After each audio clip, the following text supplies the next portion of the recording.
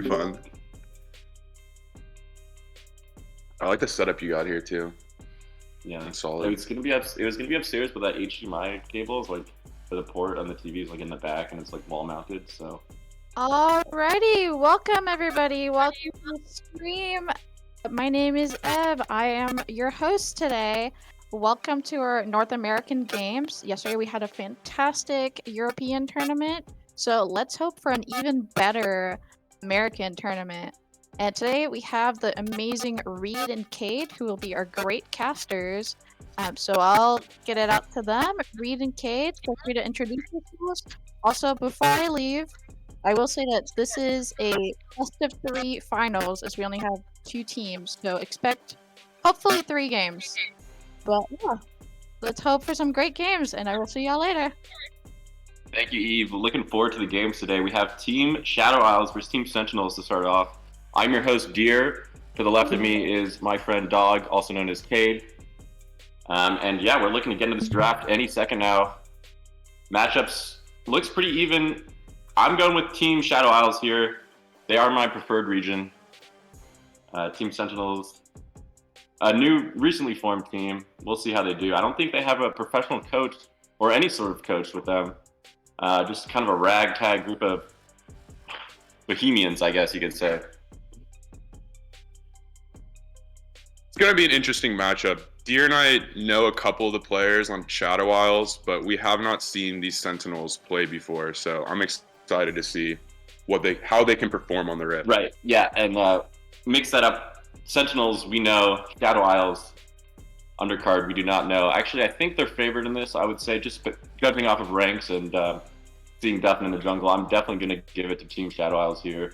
I'm not sure who their team captain is. Almond Croissant, possibly Mean Beans, Mega Toaster, Queen Alice. Could be any one of them, I'm not sure. Team 2, the Sentinels, team captain, I believe, is No Sugar No Life. Our host, Eve, actually, is going to be playing in this matchup today. Should be a banger. Close to this France, Argentina finals that we just had. The energy levels should be there. Should be just as exciting. Probably just as many people watching, if not more, I would say. Probably more than the World Championships, honestly. Banger of a Worlds, by the way. But it probably will not even hold a candle to the matchup and tournament we're about to see here today. I am just excited. This jungle matchup, like you're saying earlier, we've seen Duffin play a couple times, and he's a very tempo-based jungler. So yeah. I'm focused in on the jungle. If Kun can outpace Duffin, I think that's how they win. Yeah, one big thing with Duffin is he tilts on the turn of a dime. One thing goes his way, he's doing great. He's carrying the game. One thing bad goes his way, he's in fountain, flaming, typing in chat, AFK, in a pre-made, mind you. Like, this guy, who knows? He's unhinged. He's gold 4. Live by the Duffin, die by the Duffin. Right. He is gold 4, but I don't think the rank really does it justice. He's diamond 1 one day, iron 4 the next.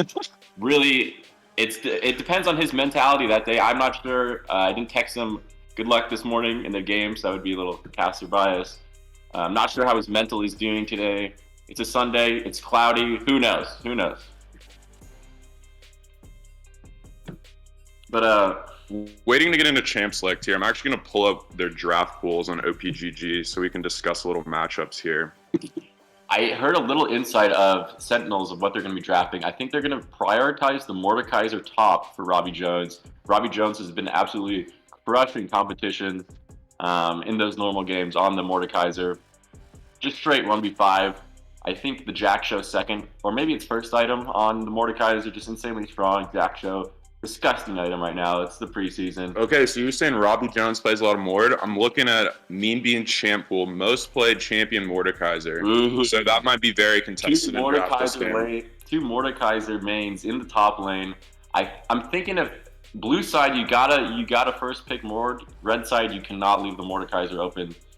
So team 2 probably, or Sentinels, sorry, on red side, probably gonna look for a Mordekaiser ban. Interesting to see if they target ban Duffin, maybe Ban Freak. I know Ban Freak is kind of an 80 carry / mid main. She's gonna be playing mid today. I know she plays a lot of Ahri, a lot of Tristana, because she's an 80 carry main. Interesting to see if they try to ban her out or not. Edmonton and No Sugar No Life also have a large champion pool. Not expecting them to get banned out, but only time will tell. I think they're trying to prioritize a Seraphine Swain bot lane. That will be interesting. Edmonton has a nice Swain. Nice Swain, but very AP heavy team comp. True. Interesting to see how that would play off, especially if they get the Mordekaiser pick. Duffin would need to hard carry. We played a decent amount with Suga too, so I'm expecting a lot of supporter like Enchantress lanes for Edmonton there. Right. She also does like that Zyra a lot, and I believe huge lane bully. Yeah, maybe a brand as well. We could see. Did you pull up the OPGG for Shadow Isles? Shadow Isles right here. See what else they got. The Mordekaiser pick. We had someone. Huge. Kun is jungling, but actually it looks like they play a lot of Zeri. So been spamming a lot of Zeri. Yeah. Let's see. So maybe Duffin can take advantage of that. They haven't been jungling that much recently, and Duffin will AFK if he gets autofilled. Yeah, so Duffin is one. A jungle only kind of guy. Their mid lane plays quite a bit of Silas. Queen Alice plays a lot of Silas Swain. Swain could be a contested pick as well. Always love seeing Swain in a competitive match. He can really turn the team fight one way or the other.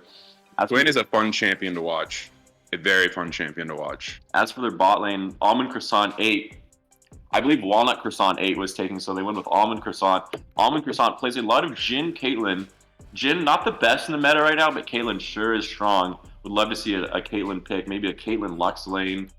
Or it looks like their support player, Megatoaster, plays quite a bit of Enchanters. Soraka, Sona, Nami would obviously go great with Caitlyn pick here. So it's interesting to see once this draft gets started. I think any moment now we should get underway. What lanes do you think we're targeting in this first ban phase, Reed? I'm thinking jungle and bot lane. Probably jungle support bans are what we're going to see. You know, I could really see it either way. I could see them banning out top lane. Mean Beans and Robbie Jones could both be getting those. Dude, Robbie is a carry type player. You don't want to let Robbie get ahead. He's kind of someone you want to ban. So I'm saying Robbie Jones is the Lionel Messi of this team. I would agree. He's a veteran. He's aged. Could be his last tournament ever. But he's here to win, and he's here to prove something too.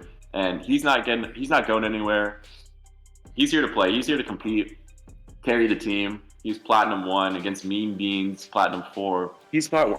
I didn't. In the top lane. He's been climbing a little bit recently. Okay, Robbie, I see you. Every season, it's a good time to get ranked. Yeah, good time to farm some MMR, honestly. Use the items like Jack Show. Because they just leave the game broken in preseason for a couple months. It's always fun. Everyone who plays a decent amount of League knows how fun preseason It's always broken. You can just abuse stuff, inflate your elo. It's great. It's great. It's wonderful. Pulling up the second OPGG for Team Shadow Isles here. I actually know them pretty well, but I'm going to run through it one more time. Duffin is Kindred. I can't believe we hadn't mentioned that yet. We have not mentioned his Kindred. Similar to Piotric's Kindred, it will carry the game. He's known to make insane tower dives, utilizing that Kindred ult, jump out of there last second, pixel perfect timing on his ulti heals. I mean, this guy, his Kindred is nasty, and he's not afraid of those preseason jungle changes where they nerfed kind of the counter jungling. Mm-hmm. He says, nope, that doesn't affect me. I'm going to go hop over blue buff, hop over red buff, steal your other buffs, 3-buff you, get my team involved, steal all the marks, make sure you're not having a good time, and showing you he's the boss. He's going to take over the Rift. I'm expecting a Kindred ban. I was talking to Duffin last night. He was hoping to get his Shaco banned. His Shaco, quite dangerous. I think he goes a lethality build. Able to one-shot the enemy carries, but he's very squishy, very susceptible to being caught out himself. And we know Duffin likes to get caught. Yeah, he's going to play a carry jungler. I do not see him picking a tank like Sejuani or Maokai or something like that. He's going to want to get on a carry champion. I'm really thinking I could see a Warwick pick out of Duffin. Warwick too. A big comfort pick for him. And that's, a bruisey, tanky frontline enough. Hopefully for Edmonton. I know Edmonton also has a nice Aphelios. We were talking about his Swain, but he likes to go AP in the bot lane. If he's going to go AD, I think we're going to see Aphelios or Caitlyn. I did pull up his lifelong Aphelios stats. Edmonton only with a 41% win rate on the Aphelios. Not the best. His ARAM win rate for Aphelios is 49%, so almost positive win rate there in both game modes. It is pretty nice. I have seen it. I have not seen it win a lot of games. I've seen it kill a lot of people. Some nice ulti whiffs. Who knows if you pull it out? He was saying something more of like a Ezreal or a Kai'Sa. I'm kind of expecting to see something with more agency and its own escapability. So team reliant as the Aphelios or maybe the Jinx. I think we're about to get in a draft here real soon. I think some of the teams maybe technical issues. Yeah, it looks like someone's HyperX keyboard, which is one of our sponsors today, was unplugged, but I think we got that fixed up. Should be good to go here. I think they're doing a pre-draft actually. Looks like the Senna should be Swain. So it looks like Team Sentinels is getting the Swain. I'm just going off of the pre-game lobby chat though, so it's tough to tell. But I believe we are utilizing some sort of pre-draft feature here. I'm not sure exactly how that works for the players. And our great coordinators have it all figured out. I'm just getting word one of our analysts is here in the building. Mr. Lagorda, one of our analysts. We have a guest caster He'll be joining us in our post-game analyst after this game concludes. Any prediction on the game? Team Shadow Isles or Team Sentinels? Oh, I think Shadow Isles is Loud. Shadow Isles, okay. I think let's do our pregame. Feels good at this team. Definitely got some experience in moving, sticking them down. Right. We stick to outlaw. All right. So I think so we got our analyst desk on Shadow Isles. Cade, who you going? Who you got?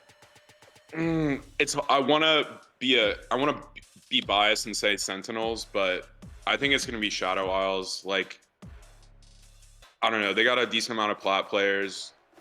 Sentinels are all good players. I've played with a lot of them before, but like I was saying, like I feel like this is going to be a game that's decided rather quickly. At least the first game right out of draft. What game time are you predicting for this, Reed? I'm thinking like a nice quick 25er, honestly. Well, let me give you my prediction. I think we're going to have a lot of jungle pressure early, and it's just going to swing one way really hard. You made a good point, and which is why I'm going to go against the grain here and pick Team Sentinels. Okay, bold. Yeah, I like that though. Team Sentinels. I'm predicting a long game time. These guys do not know how to close out a game. And we're in draft. Let's go. They play a lot of type solo queue, type B. You know, they don't close out the games well. They have one team member that's usually really fed, and they try to play around them. Maybe some split push angles doesn't go too well. I'm expecting maybe a 35-minute game. Team Sentinels win. And I think one thing you pointed out is the jungle matchup. Kune.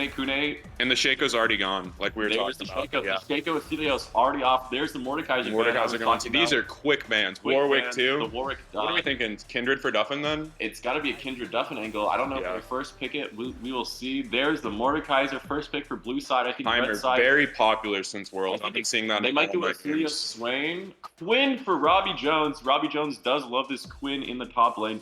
Kind of an unconventional pick. I'm thinking we're going to see the Swain in the bot lane now since we have Quinn in the top. We have the double AD, Trundle for Duffin. I honestly don't like that pick for Duffin, I'm not going to lie. And there's the Jhin as well. I believe Queen Alice is playing that. Sorry, Almond Croissant is playing that. The draft order. Okay, well, I like the Trundle into this team so far, but I would rather have Duffin on a carry jungler. I think Trundle is a carry jungler. Trundle can get ahead. Yeah, like we were saying earlier, but if it goes past 25 minutes, his only spell is E, you know? Yeah, he can. Pillar bot. He can smack you in the face with that pillar over the head, and his R is useful always. Scaling. Let's talk about Bantry getting her Ahri. That's a huge pickup. There's the Kindred ban. Duffin already picked the Trundle. Kind of. Maybe they thought the Trundle was going top or something. True, it could have been a Quinn AD carry angle or Quinn mid even. I think that's a Korean pick. The lethality Quinn. Blue side, what do you think? Here's the Silas. Yeah, it's the Swain. I really like the Swain there. Seems like Shadow Isles is getting a lot of their picks, a lot of their mains. They get the Jhin, they get the Silas, they get the Sona. And I think that's the Heimerdinger top against Quinn. That's a spicy matchup. And they just first picked the Heimer top. They probably tricked him in the Heimer support, unless Mega Toaster is tricking me right now with Sona. Could we see a Heimerdinger against Quinn top lane? That would be spicy for sure. Yeah, I really thought that was a Heimer support, but it's going to be top It's going to lane. be a Heimer top lane. Wow. And there's the Seraphine last pick. And Sugar gets her Seraphine. That's going to be, that bot lane's very strong. Let's see. The other team has Jin Sona. I'm expecting this Swain Seraphine to kind of face. I'm looking bot lane. It's going to be a fiesta in the bot lane this game, I'm thinking. It could be Swain. One thing about Swain and Seraphine, it takes them a little bit to get online. Their level 6 is probably one of the most powerful lanes, though, I would say, in the bot lane. Just that Swain ulti with the healing from Seraphine, keeping him alive. Mm-hmm. They really just need to survive levels like 2 through 4 because I play a lot of Jin and like I'm flashing on people as soon as I'm level 2. You know? So if you just be careful, and watch the W's, I think they'll be fine. That Jin root on Seraphine, deadly. Also, Jin, not the best in the meta right now, but he's not the worst into this team. It's kind of hard to kill people through Seraphine heals and stuff, but like before Ari gets a Zanya's or before Quinn, I don't know what Quinn's going to build. Lethality, I believe. Yeah. Maybe a little paralysis. Jin will be able to do some damage to people. It's going to be hard to kill Trundle Swain, but everyone else he can blow up pretty hard. I do really like the Trundle Swain with the Ari kind of Quinn. Yeah, they have a nice front line on that team. I'm not really loving the Sona pick as much. I would have liked to see maybe a Zilean or a Nami with that Jin. Possibly even a Janna for a little more disengaged against that Trundle Ari. Or a Zyra even. I really like Zyra Jin. That's one of my favorite lanes to play. That is, a lot of kill pressure. The Sona Jin just doesn't quite have that kill pressure as other lanes might have.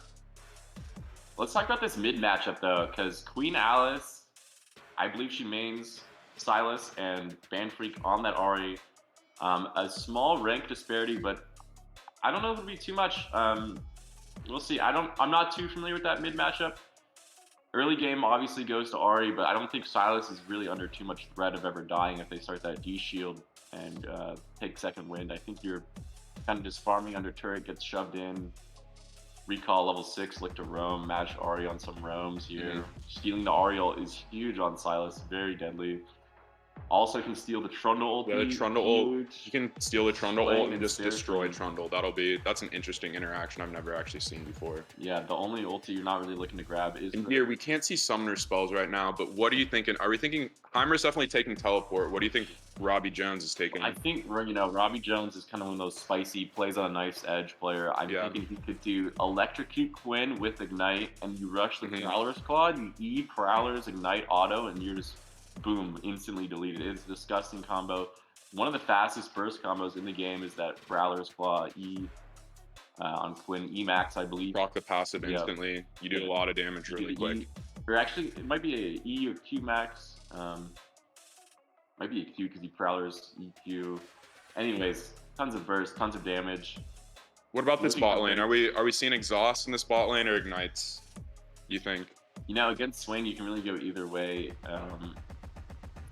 I'd probably like to see Ignite against the Swain just to cut down on some of that healing. I could also see an Exhaust just for the pure sake of the Quinn one-shotting or the Swain just getting inside of your whole team and rotting your whole team down. On the Seraphine side, not a lot of whole kill pressure on the Swain Seraphine, not until 6 at least. At 6 maybe. I honestly might think we might see teleport on Swain and heal on Seraphine. I think that it could be. That's probably what I would have done in this situation at least. And try and play passive and just scale. Yeah. And I'd assume Duffin was going to be playing for the top side here. Kune. Really a lot of it's hard to gank Heimer though. It is hard to gank a Heimer. Very hard to gank a Heimer. But it's easy to gank Quinn, so you might have to be up there to counter a lot. Especially with this. Because Vi can just lock down Quinn so well. Yeah, Robbie's going to have to play pretty safe and ward up, I think. We'll see. That Robbie likes to get aggressive and try and take control of the game. But obviously could be susceptible to some ganks for that. And the game is starting in 10 seconds here, ladies and gentlemen. Should be getting into the rift. Should be a banger of a game. We have 2-1 prediction for blue side here. I'm going Team Sentinels, the casting desk, and the analyst desk. Are split, but Team Shadow Isles 2-1 favored. And here we go, ladies and gentlemen, right into the game. I was expecting a 35-minute banger. I'm thinking 25 to 28 minutes. I think it's going to be a quick one. And how do you think they're going to close out the game here? How is Blue Side winning this game? I want to see Trundle's pretty good at taking dragons early, so if Sentinels want to win, I'm gonna want to see some early dragons pressuring Soul, you know. Mm-hmm. And honestly, like Soul's just the easiest win con, you know. Like you get Soul, crush them in a team fight, win the game. Right, straightforward. People are gonna group up and fight the dragons. Exactly.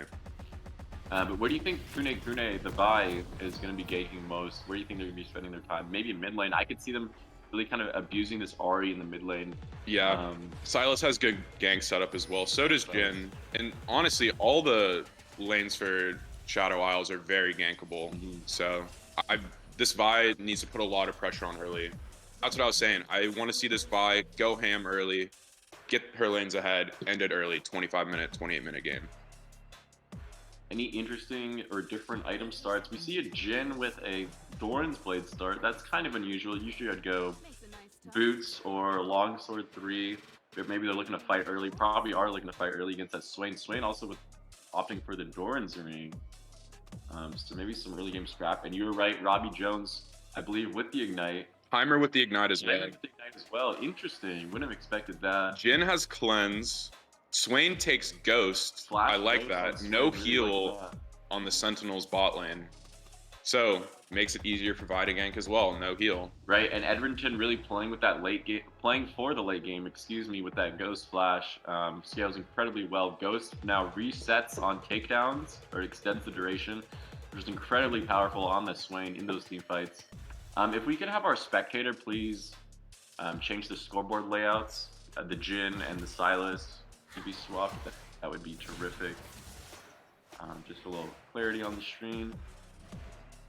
Nothing much early going on before the wave spawn, just standard 5-point from each team. No one's trying to get too tricky with it. Hopefully in the second game we can see some pre-level 1 spiciness. I'd like to see some early game invades, maybe set up, maybe if Duffin gets his Kindred, they could set up for some level 1 shenanigans. Silas wins an early trade in the mid lane. Ahri's bad level 1. Silas has that passive you can proc. Real nice level 1, so. I'm not sure if Ahri started Q or W there. I think a lot of Ahri's go W and you just spam W. Yeah, there's the W, but still getting out pushed by the Silas. Trading the Ignite Huge away there at the end, and Queen Alice just walks away with a great trade there. Hitting that level 2 first and instantly just hitting that E and then E2. Honestly, clicking that Ignite is a little safety net there, so Silas doesn't go all in to kill him, which is smart move. Better that than burning your flash instantly level 1. Good job by Banfreak, hold on to the flash there. And top lane is just shoving in that Quinn as we kind of. Robbie is already annoyed, I know. Yeah. Robbie likes to bully people in lane, and when they pick Heimer into him, I know he's annoyed. This is what you get for picking a range top lane. Yeah. 2 ranged players in the top lane, and Heimer is just more oppressive. Sorry, Robbie Jones. The thing, I think this lane, Robbie won't be able to. Oh, here's a gank. Never mind. Duffin coming in. Taking a lot of damage. Saves his pillar. Really nice pillar from Duffin. Great job. Good game. Here's flood for Robbie Jones. Great gank by Duffin. Did he just 3 camp into top? I'm not even sure if he cleared his own blue. I can't tell. Let's see. He cleared Krugs. Yeah, he just 3 camp top. Started top side, did his whole top side. Hasn't even path bot yet, so. Wow, what a gank from Duffin.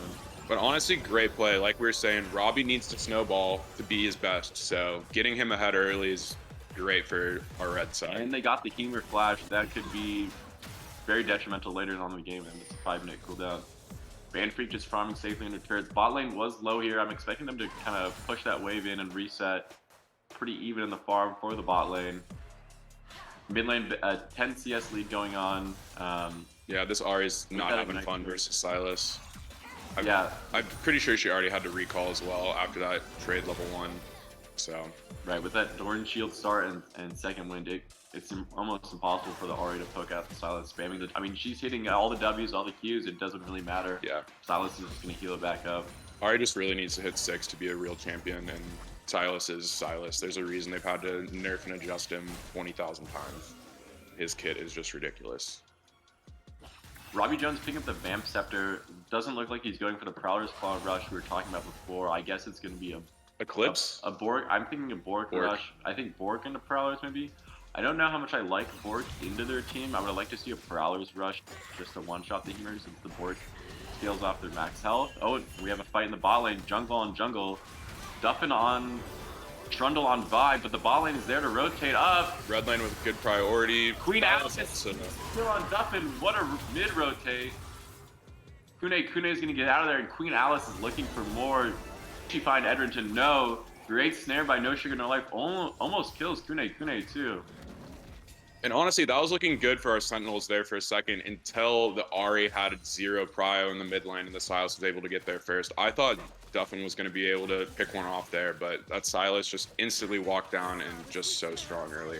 Yeah, Team Sentinels did have their bot lane rotating, but it was not soon enough, and their mid lane was nowhere to be found in that little skirmish. Just a 1-3-0 though, and I think Kune was able to steal the Gromp. Maybe not though. Still a big win for blue side there. Not able to steal the Gromp. Duffin's going to take that Gromp for himself. And I feel like we're just going to see him clear to top side and try to hit Robbie with another nice gank here. Yeah, I would like to see, because that Humordinger is just staying pushed in.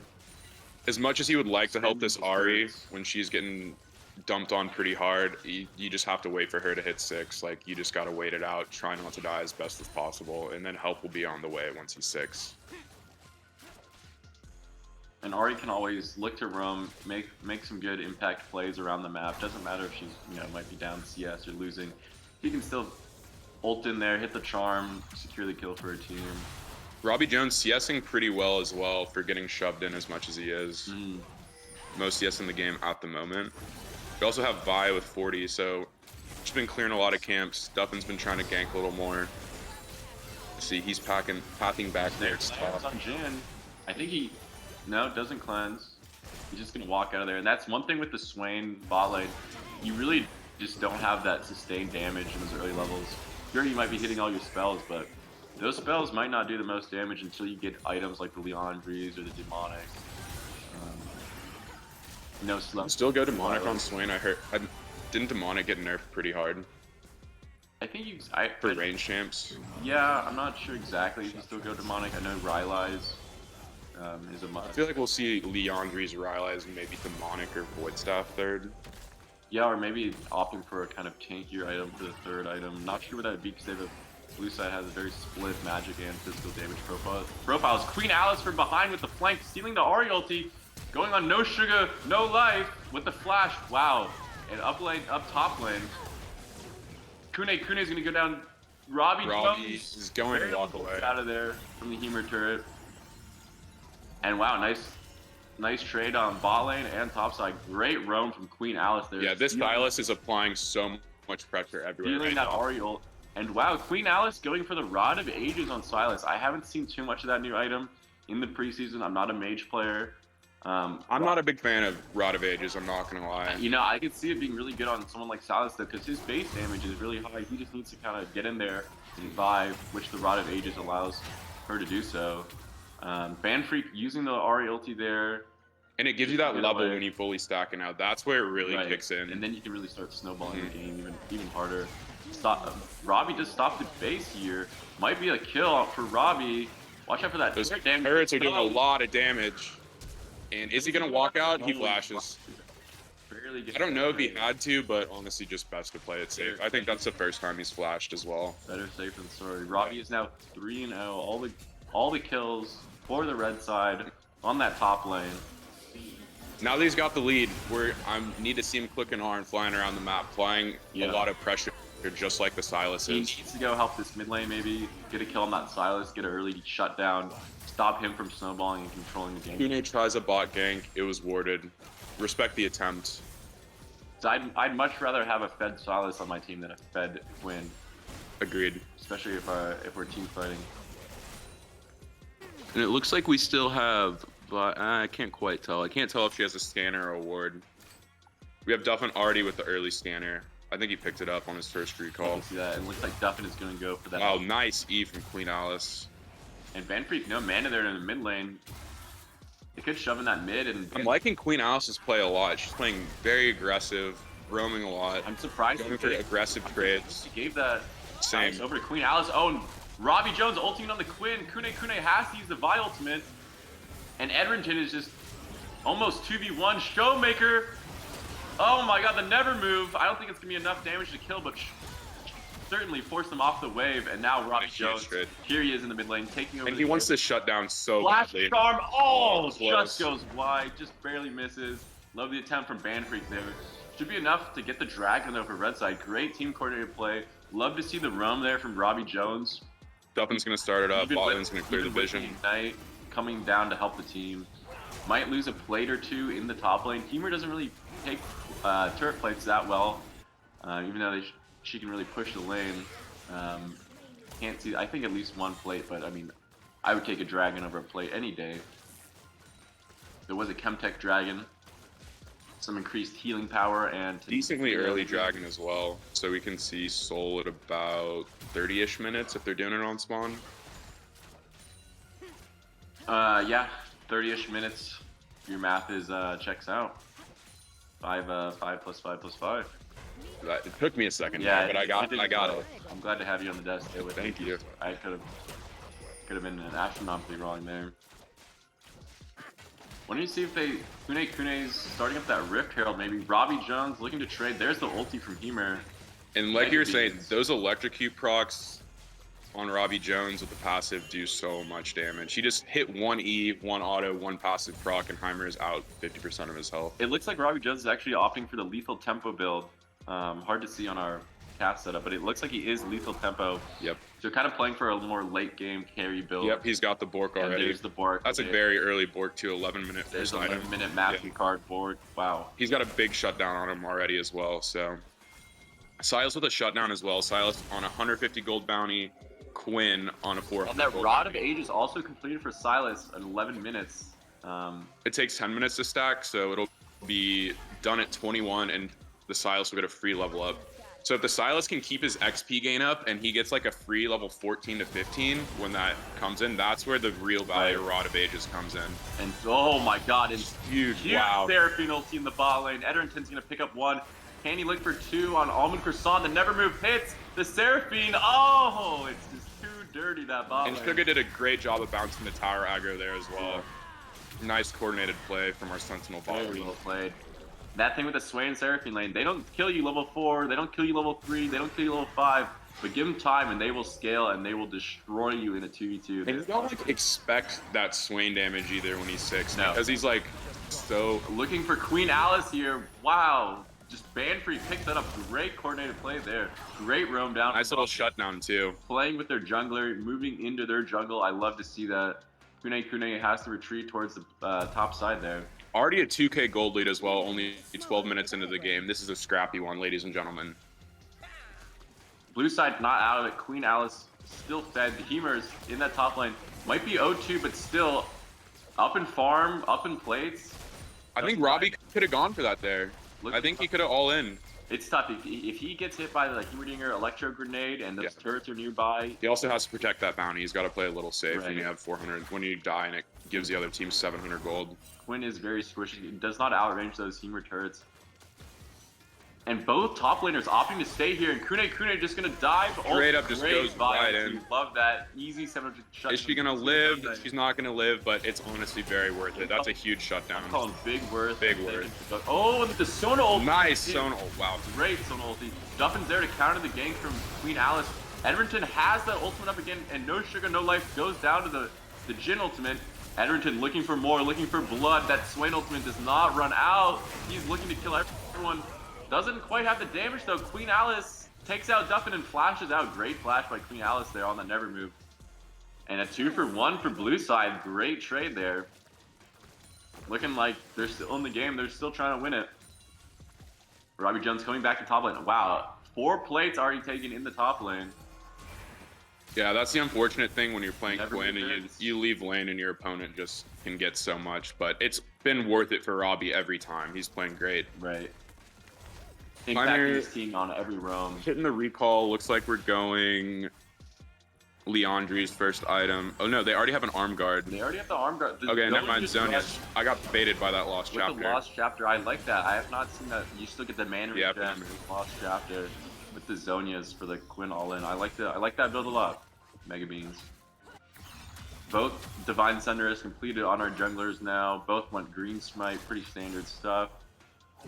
Interesting to see what they go on their second item. Maybe something tankier or a little more damage or something in between, like a Death Stance. Robbie looking mid here on Queen Alice. The charm connects. Down goes Queen Alice.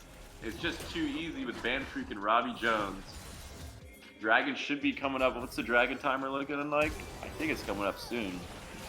Looking bot lane now. Robbie's all over the map. The Seraphine ulti connects on the Sona.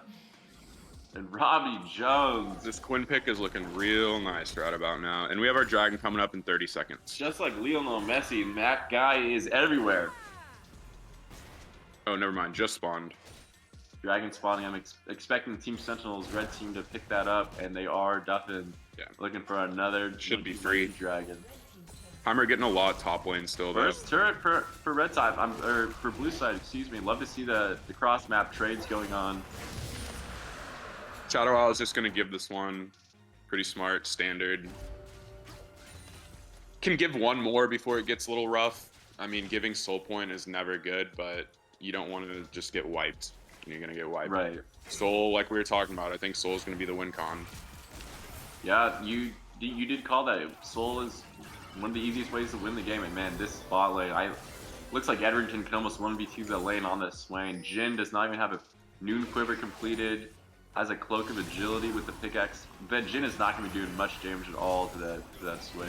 Oh, and here comes Duffin. The pillar flashes. Oh, Almond Croissant, not quite enough.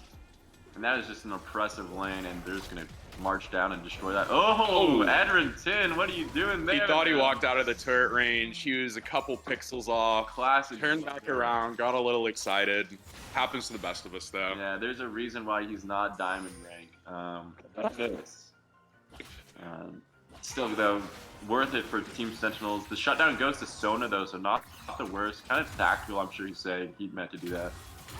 The Silas still looking really scary. Silas with Merc treads as well. I like that buy. It's going to make him a bit tankier, and with the Swain being as fed as he is right now, Right into Swain you're already. going to have to outlive his damage. So One thing I would like to see is that Silas isn't, the farm on Silas is slowed down a bit on Queen Alice.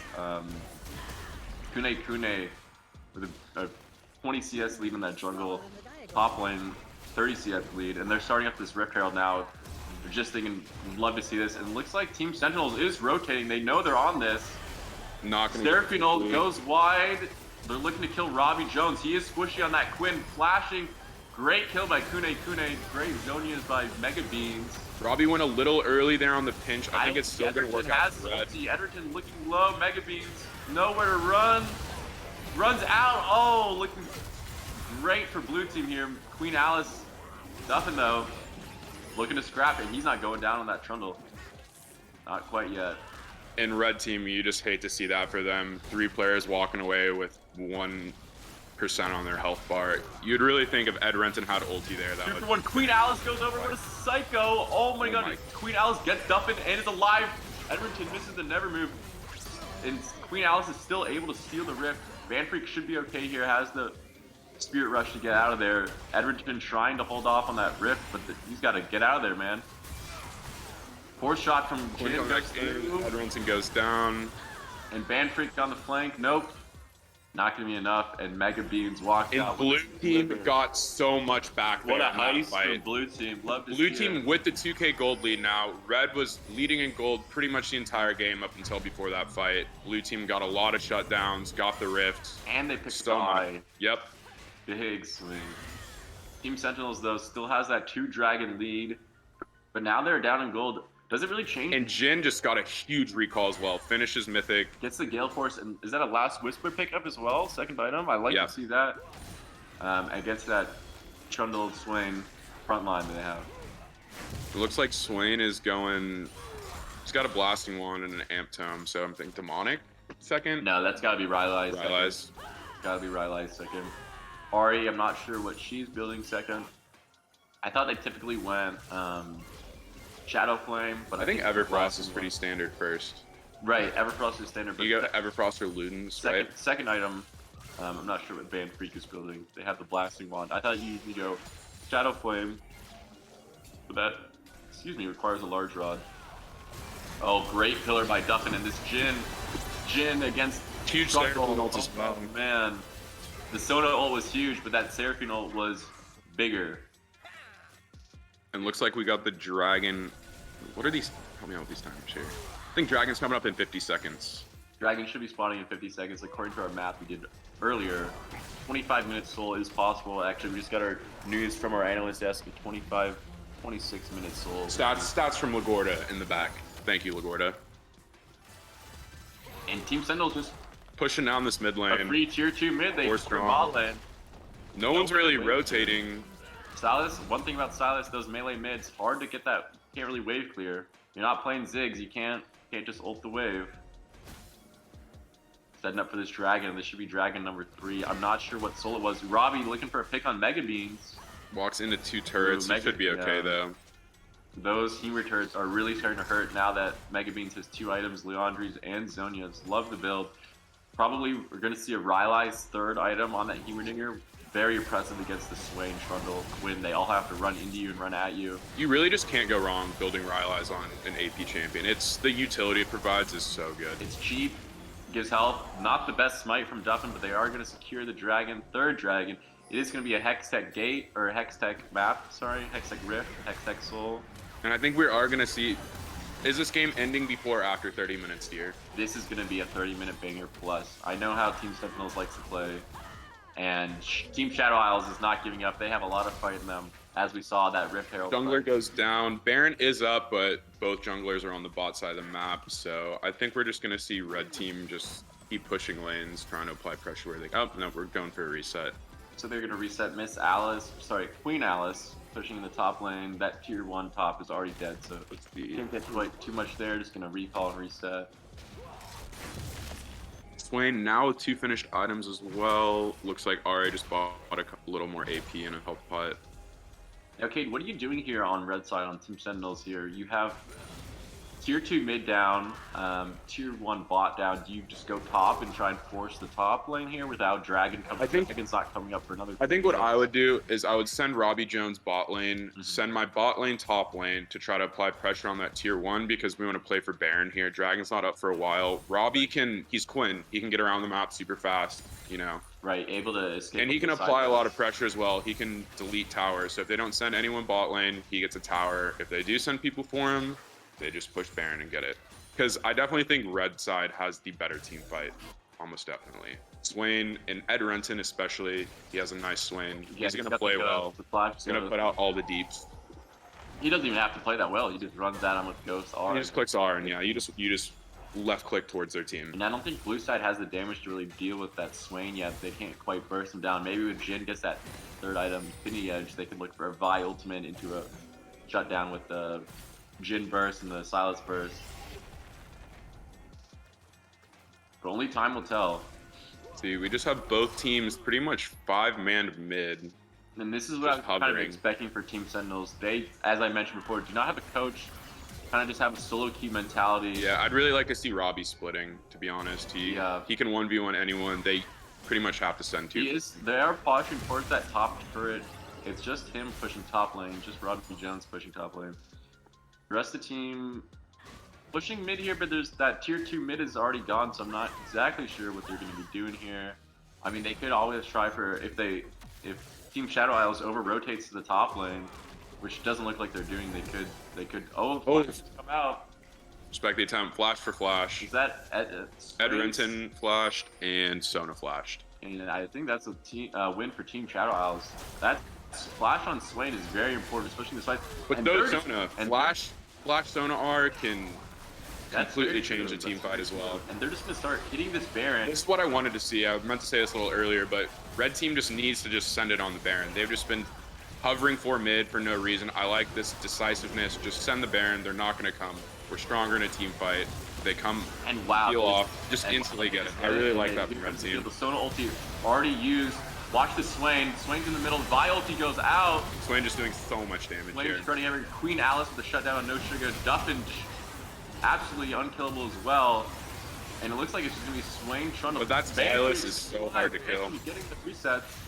Banfreak, almost gets out of there. Queen Alice, though, steals a Silas ult, or the Swain ult, my bad, and just... I thought that was going to be a huge win for red side, but no, Queen Alice completely turned the fight. Silas, Jin, Humor, That healing on the Swain ult on Silas is nasty. She just would not die, just taking 0 damage. That side's target priority was going. I would have liked to see Duffin go after that Jin instead of the Heimerdinger. Jin, very easy to kill as Trundle. You just put a pillar behind him and you say, hey, what's up, man? And you smack him over the head 20 times. And if he doesn't have flash, he's dead every single time. He's dead every time. Ulti or no ulti, Trundle will destroy. And that Trundle Q reduces and steals the enemy's attack damage. Great for killing AD carries. Obviously didn't quite have the angle of that fight. But overall, I mean, I didn't really expect Team Sentinels to just walk out with a free Baron there. I mean, they didn't quite walk out. As you saw, they almost all got wiped for it. I think they still have a Baron buff should have on one Edrington. Baron still, yeah. And Soul's coming up in 20 seconds, so we're going to see both teams setting up for this. Blue team really cannot lose this dragon. I mean, if they do, I don't think it'll be the end of the world because gold is pretty even at this point, but it's going to make it a lot harder for them. And a lot of flashes were committed on that last fight. For red side, Banfreak already chunked out of the fight, having to ulti. Would like to see her recall and get back in the fight. Nope, she's going to get Honeyfruit, she'll be fine. They do have that Seraphina healing, and Robbie Jones ulting and looking for a flank maybe on Quinn. Red side really looking for this dragon. It is their Hextech Soul. Remove Hextech Soul, bring back Static Shiv. Please. I love that item. Queen Alice waiting in the pit with that big engage on Queen Alice the going in, getting CC, getting blown up. They don't have the damage to take out Queen Alice though. Look, Queen Alice is in the middle of the team. Hitting every E as well. Hitting everything. How's this great zone use by Edrington. Looking low, ooh, does not go down. Queen Alice is dead. This is looking great for Team Sentinels. And Robbie Jones is going to run them down. Those Humor turrets, very oppressive. Can't really run to them. The Humor ulti turret goes down. Oh my goodness, that does so much damage. It's looking like Red should get, now their jungler's dead. Both junglers dead. Maybe. Red can go for it. They are, no, it's a little risky though. Team Shadow Isles already secured the dragon during that fight. Kune's smite secured it. Not quite sure if we captured that on screen, but blue side did take up the dragon. So I'd say worth for them, even though they lost 2 members of their team. They get the dragon. Big work. I'm feeling happy about that if I'm Team Shadow Isles there. Preventing the soul for another. Gold's still even too. Only a 1k advantage for Sentinels. I think Team Sentinels has to figure out how to deal with this Silas. I'm not sure where the Quinn was, but I saw the Silas in the middle of their team. Seraphine ulted, and I mean, it's just a loss if Silas gets Swaynar, honestly. If Silas clicks Swaynar, you all 5 have to just walk away. The Silas has too strong, too much healing. The Silas used the Trundle ulti there. I think it was the Swain ulti was still on cooldown. Use the Swain ulti in the Baron fight, but if he gets that back again, I think that's what they need to fight around. The Quinn should be able to kill the Silas quicker though. They almost lost that fight. I'm not sure where Quinn was hitting. Because the charm connected. Silas stacking MR as well. Silas has 0 armor at the moment. Looks like Cosmic Drive, Rod of Ages, and going into a Spirit Visage for 3rd item to just try to outlive that Swain damage. Yeah, I don't like Swain is doing a lot of damage, but I think the Quinn is what's gonna be killing the Silas. I think teleport comes in from here. Great teleport steals the Ahri ultimate. It's gonna shred Banfreak. Excuse me. Banfreak goes down. Kune with a great vitality on no sugar, no life. Here's Edrington trying to fight back with Duffin, the Titanic Hydra. Duffin trying to walk away. Edrington trying to do as much as he can. Edrington is Showmaker. He believes he is, but I don't know if he has. Robbie Jones finally joins the fight. Blows up the Heimer in the back. Can he win this 1v2? I don't think so. Gets hit by the Q by Kune. Triple kill for Kune. And a huge shutdown too. And an ace for blue side for Team Shadow. Okay. Should be able to get tier 2 top here. Game looks pretty in favor of blue side now. We saw the red had a big lead early. What went wrong for red team here, Reed? You know, my gut reaction says, why are we picking Quinn here? You're not going Prowler's Claw. You're not looking. It's just too much of a solo Q pick, honestly. You're not looking for those CP 1 shots. I would have liked to see a Prowler's Claw lethality build and really play for vision, play for picks. Instead, Robbie Jones is opting to go to this weird 80 carry type build. On Quinn, you're so short range, and playing into the Hemer and the Vi, it's nearly impossible. The Vi ulti is going to destroy you. Yep. Heimerdinger turrets will destroy you. Silas, you're destroyed. Sona you. R. And Yep. Jin outranges you by so much. That's just not my favorite pick in the top lane. Would have loved it. It's just too easy for him to be blown up by their team comp Right. for consistent damage build with Borkwitz End. To be And all of red team's gold is on that Quinn. At least all the early game kills went to Quinn. I mean, Swing is still strong on 3 items. We have Ari close to 3 items as well. Ari's getting close to 3 items. Duffin is also pretty strong. Duffin going Bork 3rd item, I do not like that at all. Yeah, it's way too late in the game for that. Just build Randuin's, bro. Yeah, I would like to see a Force of Nature 3rd item against Heimerdinger, Silas. The Vi's not really hitting you much. The Jin certainly isn't doing that much damage, doesn't have Infinia Jin. Jin does 0 damage to Trundle no matter what Trundle builds, Right. let's be honest. I mean, maybe Trundle, or maybe Duffin's kind of thinking, hey, I'll just ultimate the Vi, I guess, is your best ultimate target, and then go after those carries and try and disrupt the backline and try and just kill them. Honestly, ulting the Silas isn't bad either because you steal so much MR. Right. Ulting the Silas would also be great, also making him squishier, able to kill him for the team. Love to see if Queen Alice engages like that, as we saw in that last Dragon fight, where she just eat over the wall into 5 members and then get Ari Charm and his Seraphine ulti, and then somehow is just completely fine. I would love to see Robbie Jones kind of. Oh, we could have a pick here. And now here's a pick onto Kune. Seraphine ulti goes wide, but All right, blue team jungler dead here. Dragon, their soul is up in 10 seconds. Let's just pull out, set up the Dragon. We have a 4v5 advantage. Red team could this could be bad for Could Shadow. make a big advantage here. They stick around and try and fight this. Robbie Jones right behind Queen Alice. He goes wide, just missed. Banfree ulting out. The Heimer turret almost walking takes into her out. bushes versus Heimer is no fun. Queen Alice looking to fight. Has the Swain ulti. Queen Alice wants it all. You just gotta walk away from Silas. Great flank here from Robbie. That's what I would like to see more from Robbie Jones. Banfree gets out of there with the Ari. Oh, just I thought they were gonna walk barely away with one. Robbie With misses another the cube. pick. Doesn't matter that Quinn damage is insane, and Miss Alice is over here 1v5. How is the Swain ult still going on this Silas? Their own Swain ult is popped now after Queen Alice connects the E. No sugar, no life. Or Quinn goes down. Sorry, Robbie Jones goes down. No sugar, no life. Under turret, fighting back. Somehow still has a turret there. The Swain ulti still going. Queen Alice cannot kill the Swain, or maybe Queen Alice can kill the Swain with the Heimerdinger. Mega Beans hitting those rockets, hitting that stun. Queen Alice takes out Edrington, showing who's got the better Swain ult. And here comes Duffin, beating on that Vi. Not going to be enough. Kune still has the ultimate, and great pickup. And Team Shadow Isles picking up another dragon, denying the soul. Well played from them after their jungler got picked out. I mean, they stayed around and won the fight.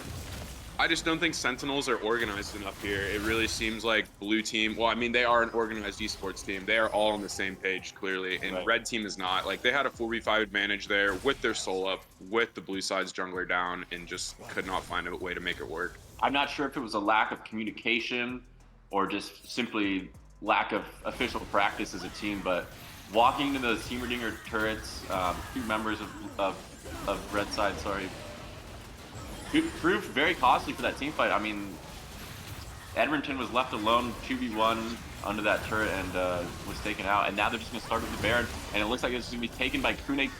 Seraphine ulti not going to be in time, and red team is nowhere to be found. A free Baron for Team Shadow Isles. Still only a 3k gold advantage for Team Shadow Isles, though, and anything can happen in these kind of games, you know? Anything could happen. Anything is possible. I'm definitely liking Shadow Isles right now. Team Shadow Isles, yeah. I think they're going to close it out. They've got behind early and just stayed focused, stayed organized, and brought it back very well. Just capitalizing on mistakes from the red side, to be completely honest. And mistakes red side has made. Mistakes they have made. Still in this, though, we still have a potential chance for a soul here. And we're seeing this. We're not seeing the Silas again, unfortunately. That's getting banned next game. Silas has to be banned. Yeah. And is that a... Kate, is that a Tiamat on Silas? Do my eyes deceive me? Is that a Tiamat? That is a Tiamat on the Is that Silas. Tiamat Jam Scepter? Are we seeing the Ravenous Hydra Silas? I mean, Ravenous Hydra is the best item in the game. I haven't seen someone build it on an AP champion, but I mean, you just stack it up and That item is ridiculous. I don't know. I Did it even get nerfed the last patch? They said they had nerfed it. I think they only nerfed the. It's like a Omni fake. Vamp. It's like a fake nerf. Fake They nerf, nerfed yeah. the Omni Vamp on the stacks. Ooh, great charm by Van Freak off the Seraphine root. Queen Alice with the Swain ulti. Robbie in the thick of it flashes back into the team. Great kiting by Robbie, and Edgerton blocks all. Very the good Seraphine ult there as well. Queen Alice connects Oh the my- train. Wow. We're, Queen this Alice. Silas needs to be gone next game. Wow. She is Queen too nasty on it. I haven't seen her miss Oh, it. the flash never move goes wide from Edgerton. That's not. Oh, and the flash charm goes wide, but it's still gonna be able to pick up that kill on that Sona. 2 flashes from the carries on that Sona. Do not love to see that, especially them missing the abilities. But No objectives really coming don't up on the think that map was for good. Red to get here, though. they still had the Trundle pillar to chase that Sona down. We do have a 4v2 advantage. I think they're just gonna If they shove down crack- mid lane. If they crack the tier 3 mid, I'm not so sure. No 80 carry there. Doesn't look like it. Maybe they're just gonna farm side lanes and look to take some jungle camps away from Shadow Isles. Bork almost completed here for Trundle. 36-minute Bork. Not my favorite build. No, would have loved to see a Force of Nature here, or Frozen Heart, or Guardian Angel maybe. Yeah, but- like you already have Sunder, Titanic. I don't think like 1 or 2 damage items is all you need on right, a Trundle. Warmogs even, yeah. 'Cause you have Yeah. that Q and your W on Trundle, and that's all you really need. And you can just stack health too. Warmogs is great because your ult steals stats, so Right. just raw health provides a lot of Yeah, value with to their Trundle. Titanic Hydra as well. Even Asterix, I would like to see Asterix. No one really builds that item anymore. It's not the best, but it gives you a nice shield. I mean, I would have liked it way more than Bork. Yeah. Just he needs to be tanky. He needs to live longer so he can get 1 more pillar off. Just disrupt the enemy team more. Hopefully, Team Sentinels, I think they need to set, if they want to win the next team fight, they need to look for a pick with that Quinn, with that Trundle. Maybe look for a side lane. Oh, Queen Alice on, and Robbie scrapping it out. Robbie looks to win this, though. Just look at that attack speed. Just destroyed Queen Alice. And this is what I was talking about. This is what they need to do. They need to stop playing these 5v5 team fights that they're not going to win. Because they have a Look- Quinn. Look at those picks. And now Kune ulti. Great Seraphine ult. Great Seraphine ulti connects onto 2. Kune flashes all out, not gonna be enough for stopwatch. The never move connects the cleanse from Jin. Ed Renton still has a stopwatch Oh, available too. It's like Red is gonna steamroll this And fight the here. Heimerdinger takes out Quinn there, but 4 for 1. Yep, 3-man advantage. They can definitely get an inhib here, if not more. I'm not sure if it's gonna be enough. The spawn timers are long. They're This pretty is a long. You have half a 37 minute on minute game everyone. now. Do they have a wave? I don't think they have a wave. Mid wave, not there either. Honestly, could have been endable if we had a big wave here. I think we're just gonna get an inhib here and then regroup for like an Elder fight because Elder's up in 20 seconds. I No believe. Elder. Oh, it's still Soul. Yep, it's still Soul. You're right. My apologies. And we got Baron up in 2 minutes as well, so I think we're just gonna see an inhib and a reset here. Yeah, Vi's up in 10 seconds. Sona's up in 5 seconds. Is about all we They're can gonna get. hex gate out. Good tempo hex gate. Love the addition of the hex gates. They also added them to ARAM. At first, I was meh about them, but it makes it nice. Big fan of the Hex Gates, not a big fan of the Tower Rubble Right. that falls at. Is disgusting. Riot, Freak Curly, please fix that with your new game design title. And it looks like the soul. Kune's Oh my goodness. Oh my gosh, Kune says, nope, you're not getting soul. Not today, Duffin. And honestly, not just gonna. I thought if Red would have gotten that there, I think the it game would've could have been ending really soon. But now we're gonna have to wait for another Baron fight. I think it would have been lights out. Yeah. Kune with the hero play, refusing to lose this game. Baron up in a minute. Blue side has a man advantage. I think they're just gonna try to push down this Do they? mid lane. It's gonna be hard versus Heimer though. I don't Yeah. know if they're gonna get very much They here. could try and force it. Bert is at half. Duffin just walking up and Duffin Duffin. wants it. Duffin wanted it. Maybe a little tilt play from Duffin there. I don't know what that was about. That is what we're talking about. He just clicked the tower. The Duffin and classic. clicked nothing else. He might have missed that smite, but he said, I want that turret too, and he didn't get either. And red side is looking to... Just gonna take a reset. Baron should be spawning... 20 seconds. 20 seconds now. Duffin will be dead, but I don't think Team Shadow Isles are gonna rush it unless... No shot. Duffin pinging the Baron. I didn't know we could see pings. Yeah, I need to we check can- in on those a little we more. can't see pings. I need to check those question marks and the bait pings people are throwing out too. Yeah. I'll let y'all know at home. I haven't been seeing a lot of pings. Haven't been seeing any all chat banner either. Queen Alice on No Sugar No Life. Should be dead. You know, use the Swain flash. ulti, if they can disengage and burn that Swain ulti on Silas, that'd be First huge. E I've seen Silas miss all game right there. She's been hitting every one of them. Yeah, she's been killer with those. And there's the Swain ulti on Silas is out. This is looking really good for Team. Blue's just gonna start it up. Robbie's gonna try to poke him out. Let's see. Duffin Duffin is get there in the in time. area. He's got a Seraphine ulti goes He's gotta through hit it. the whole. Just a Oh! little too late. Almond Croissant takes the Baron. And red team needs to go in here. Duffin and Swain are in there. Great. The backline needs to follow up. Blue side has to be careful. This could be game over. They need to get out. They need to disengage. Queen Alice Flash over the wall. Robbie's gonna follow and say, "Nope, you're not going anywhere." And that's 3 dead for our Shadow Isles. I think. And it's just the bot lane for Shadow Isles. Can they defend? Oh no! Almond Croissant, nice flash. And this might wrap it up here, folks. We got a wave coming in. Is the ghost still going on Swain? That is disgusting. And here comes Robbie Jones and the rest of the Sentinels. And ladies and gentlemen, that's gonna do game it. 1. Going to Sentinels. I was wrong. I was right, sorry. I was right. The casting desk, the analyst desk was wrong. I was right. Team Sentinels gonna take it. And I was predicting a 35-minute game, and a 40-minute game it was. Those guys do not know how to close out a game, but they finally managed to do it eventually. Just takes them 40 minutes. And honestly, it's more fun to watch when people don't know how to close it out, let's be honest. It is. And Team Shadow Isles. I like the back and forth. Team Shadow Isles refused to quit. They had that great team fight on that Rift Herald, stole the Rift Herald. Queen Alice was looking unstoppable with the Trundle ulti and the Swain ulti steal. That last team fight, if Queen Alice still had the Swain ulti, I mean, who knows what could have happened. That could have been a blue side victory, could have a blue side win. But what a game that was. Team Sentinels advancing to our finals. Well played from Team Shadow Isles. Everyone played great. Team Shadow Isles advancing to the finals as well. This is the finals. We have 2 teams. There's not a third team? No, it's just a best of 3. Oh, it's a best of 3. My Yeah. mistake. We're already in the finals. Getting word from our analyst desk. Oh. Never mind. Our analyst is unconscious. Okay. We're still here, though. Getting back into Champ Select, what do you think we're going to see in Champ Select this next game? I want that Silas going. That's Silas. The Silas has to go. The Swain has to go. They Yeah. cannot let the Swain, Shadow Isles cannot let that Swain go through.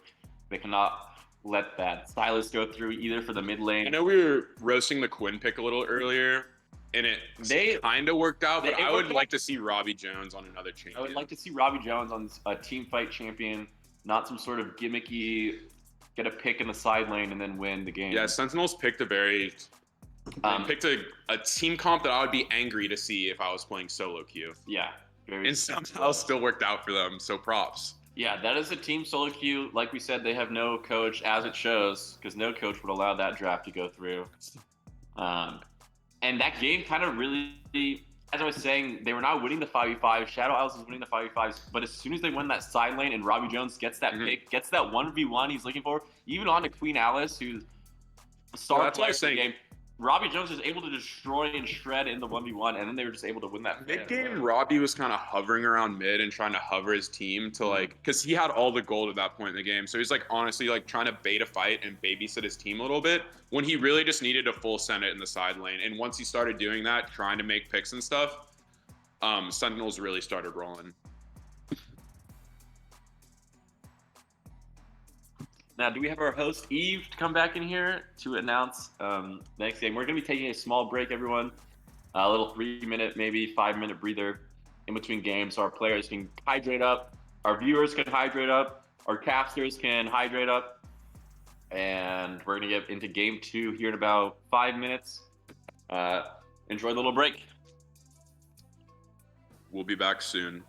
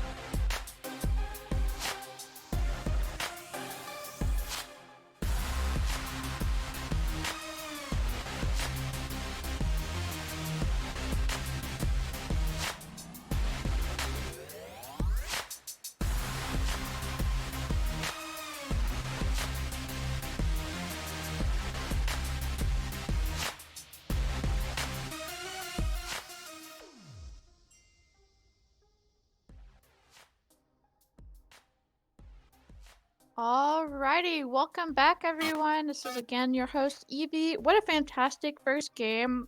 Great job, Team Sentinels, beating the Shadow Isles, which is also what we want in the lore. Shadow Isles is the bad people. But yeah, super excited for game two. Let's see if Shadow Isles is able to take it back and if we'll have a 3-game final. And over to Reed and Cade for some casting. Thank you, Eve. Looking forward to the next game here. Hopefully we get a game 3. We're really expecting Team Shadow Isles to not run away with that one, but they look like they were kind of taking control of that first game there. But Team Sentinels able to kind of flip it back on them, and a couple key plays in the side lanes, able to win that game out. A lot of picks are going to be contested here. A lot of champions are going to be banned from last game. I'm sure some picks cannot go through. Interesting to see how this goes out. I'm expecting Team Shadow Isles to win this game, to go to a game 3. Team Shadow Isles has a lot more practice as a team. Mm-hmm. Hopefully their coach gave them some good advice during the break. I know. If you were the coach, what are you saying to them after that one, Reed? Team Shadow Isles, great question there, Cade. I'm saying, dude, I mean, you gotta, the Humordinger top, I like the pick, but you gotta be careful and you gotta be aware that I don't like the ignite on that team. I don't like the ignite. I don't like perma shoving on the Heimer into the Quinn. It just allows too easy of a gank setup with that Quinn damage. I love that Silas pick. I don't think that we're gonna see another Silas. The Vi was a good pick from Kune. Some great smite steals from Kune.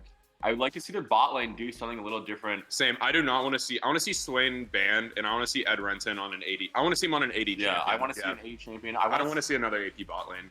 It was fun for one game, but let's mix it up, guys. Almond Croissant. I know it plays a lot of Jhin, as we saw in the last game. I forget. I think they play. I don't want to see the Jhin either. Jhin just is not very good at the moment. Jin's my most played champion. I can attest. Jhin has not been good for like an entire season. I would love to see a Caitlyn Lux from Almond Croissant and Mega Toaster. I'm not sure if Mega Toaster plays Lux, but I'm sure they're platinum too. They can play it all. You know, once you hit platinum, that's what they say. Platinum, you made it. Platinum, you can play it all. Is that what they say? That's the jingle. I don't want to go into the whole song and jingle and dance. I could, do it, but you have a great voice. Well, thank you. We could. I'm sure they would love to hear it, but we have casting, dude, not singing. We do not have time to sing. At this moment, maybe a little post-game singing with our analyst desk could be arranged. But no, the Jhin pick wasn't bad. I didn't like Jhin Sona though. Jhin Sona just doesn't. I'm like, what are you trying to do with that lane? You're not trying to kill. You're not really scaling that well. The Sona's kind of short range. The Jhin is kind of long. And Jhin is like a fake scaler, you know? Jhin is a fake little scaler. He's a kind of... He's good with items, and you need items to be good, but he's not going to scale like... And he's not also... Like a Felios Vayne, some other champions like that. Felios Vayne. He's not going to solo carry the game as hard as the other AD carries.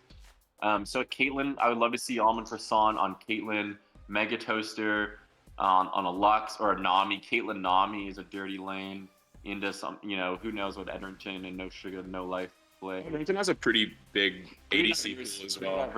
It's a good addition, Caitlyn, Aphelios. His Phelios win rate is only 41%, and he loves to play Phelios. So, if he picks at a Phelios, we'll see. I know No Sugar, No Life. I was talking about playing Thresh. She doesn't play it that much. But her Thresh, she can Aphelios. I feel like we're going to see her stick to Enchantress, to be honest. We just got a note from our analyst desk. Let me check this out.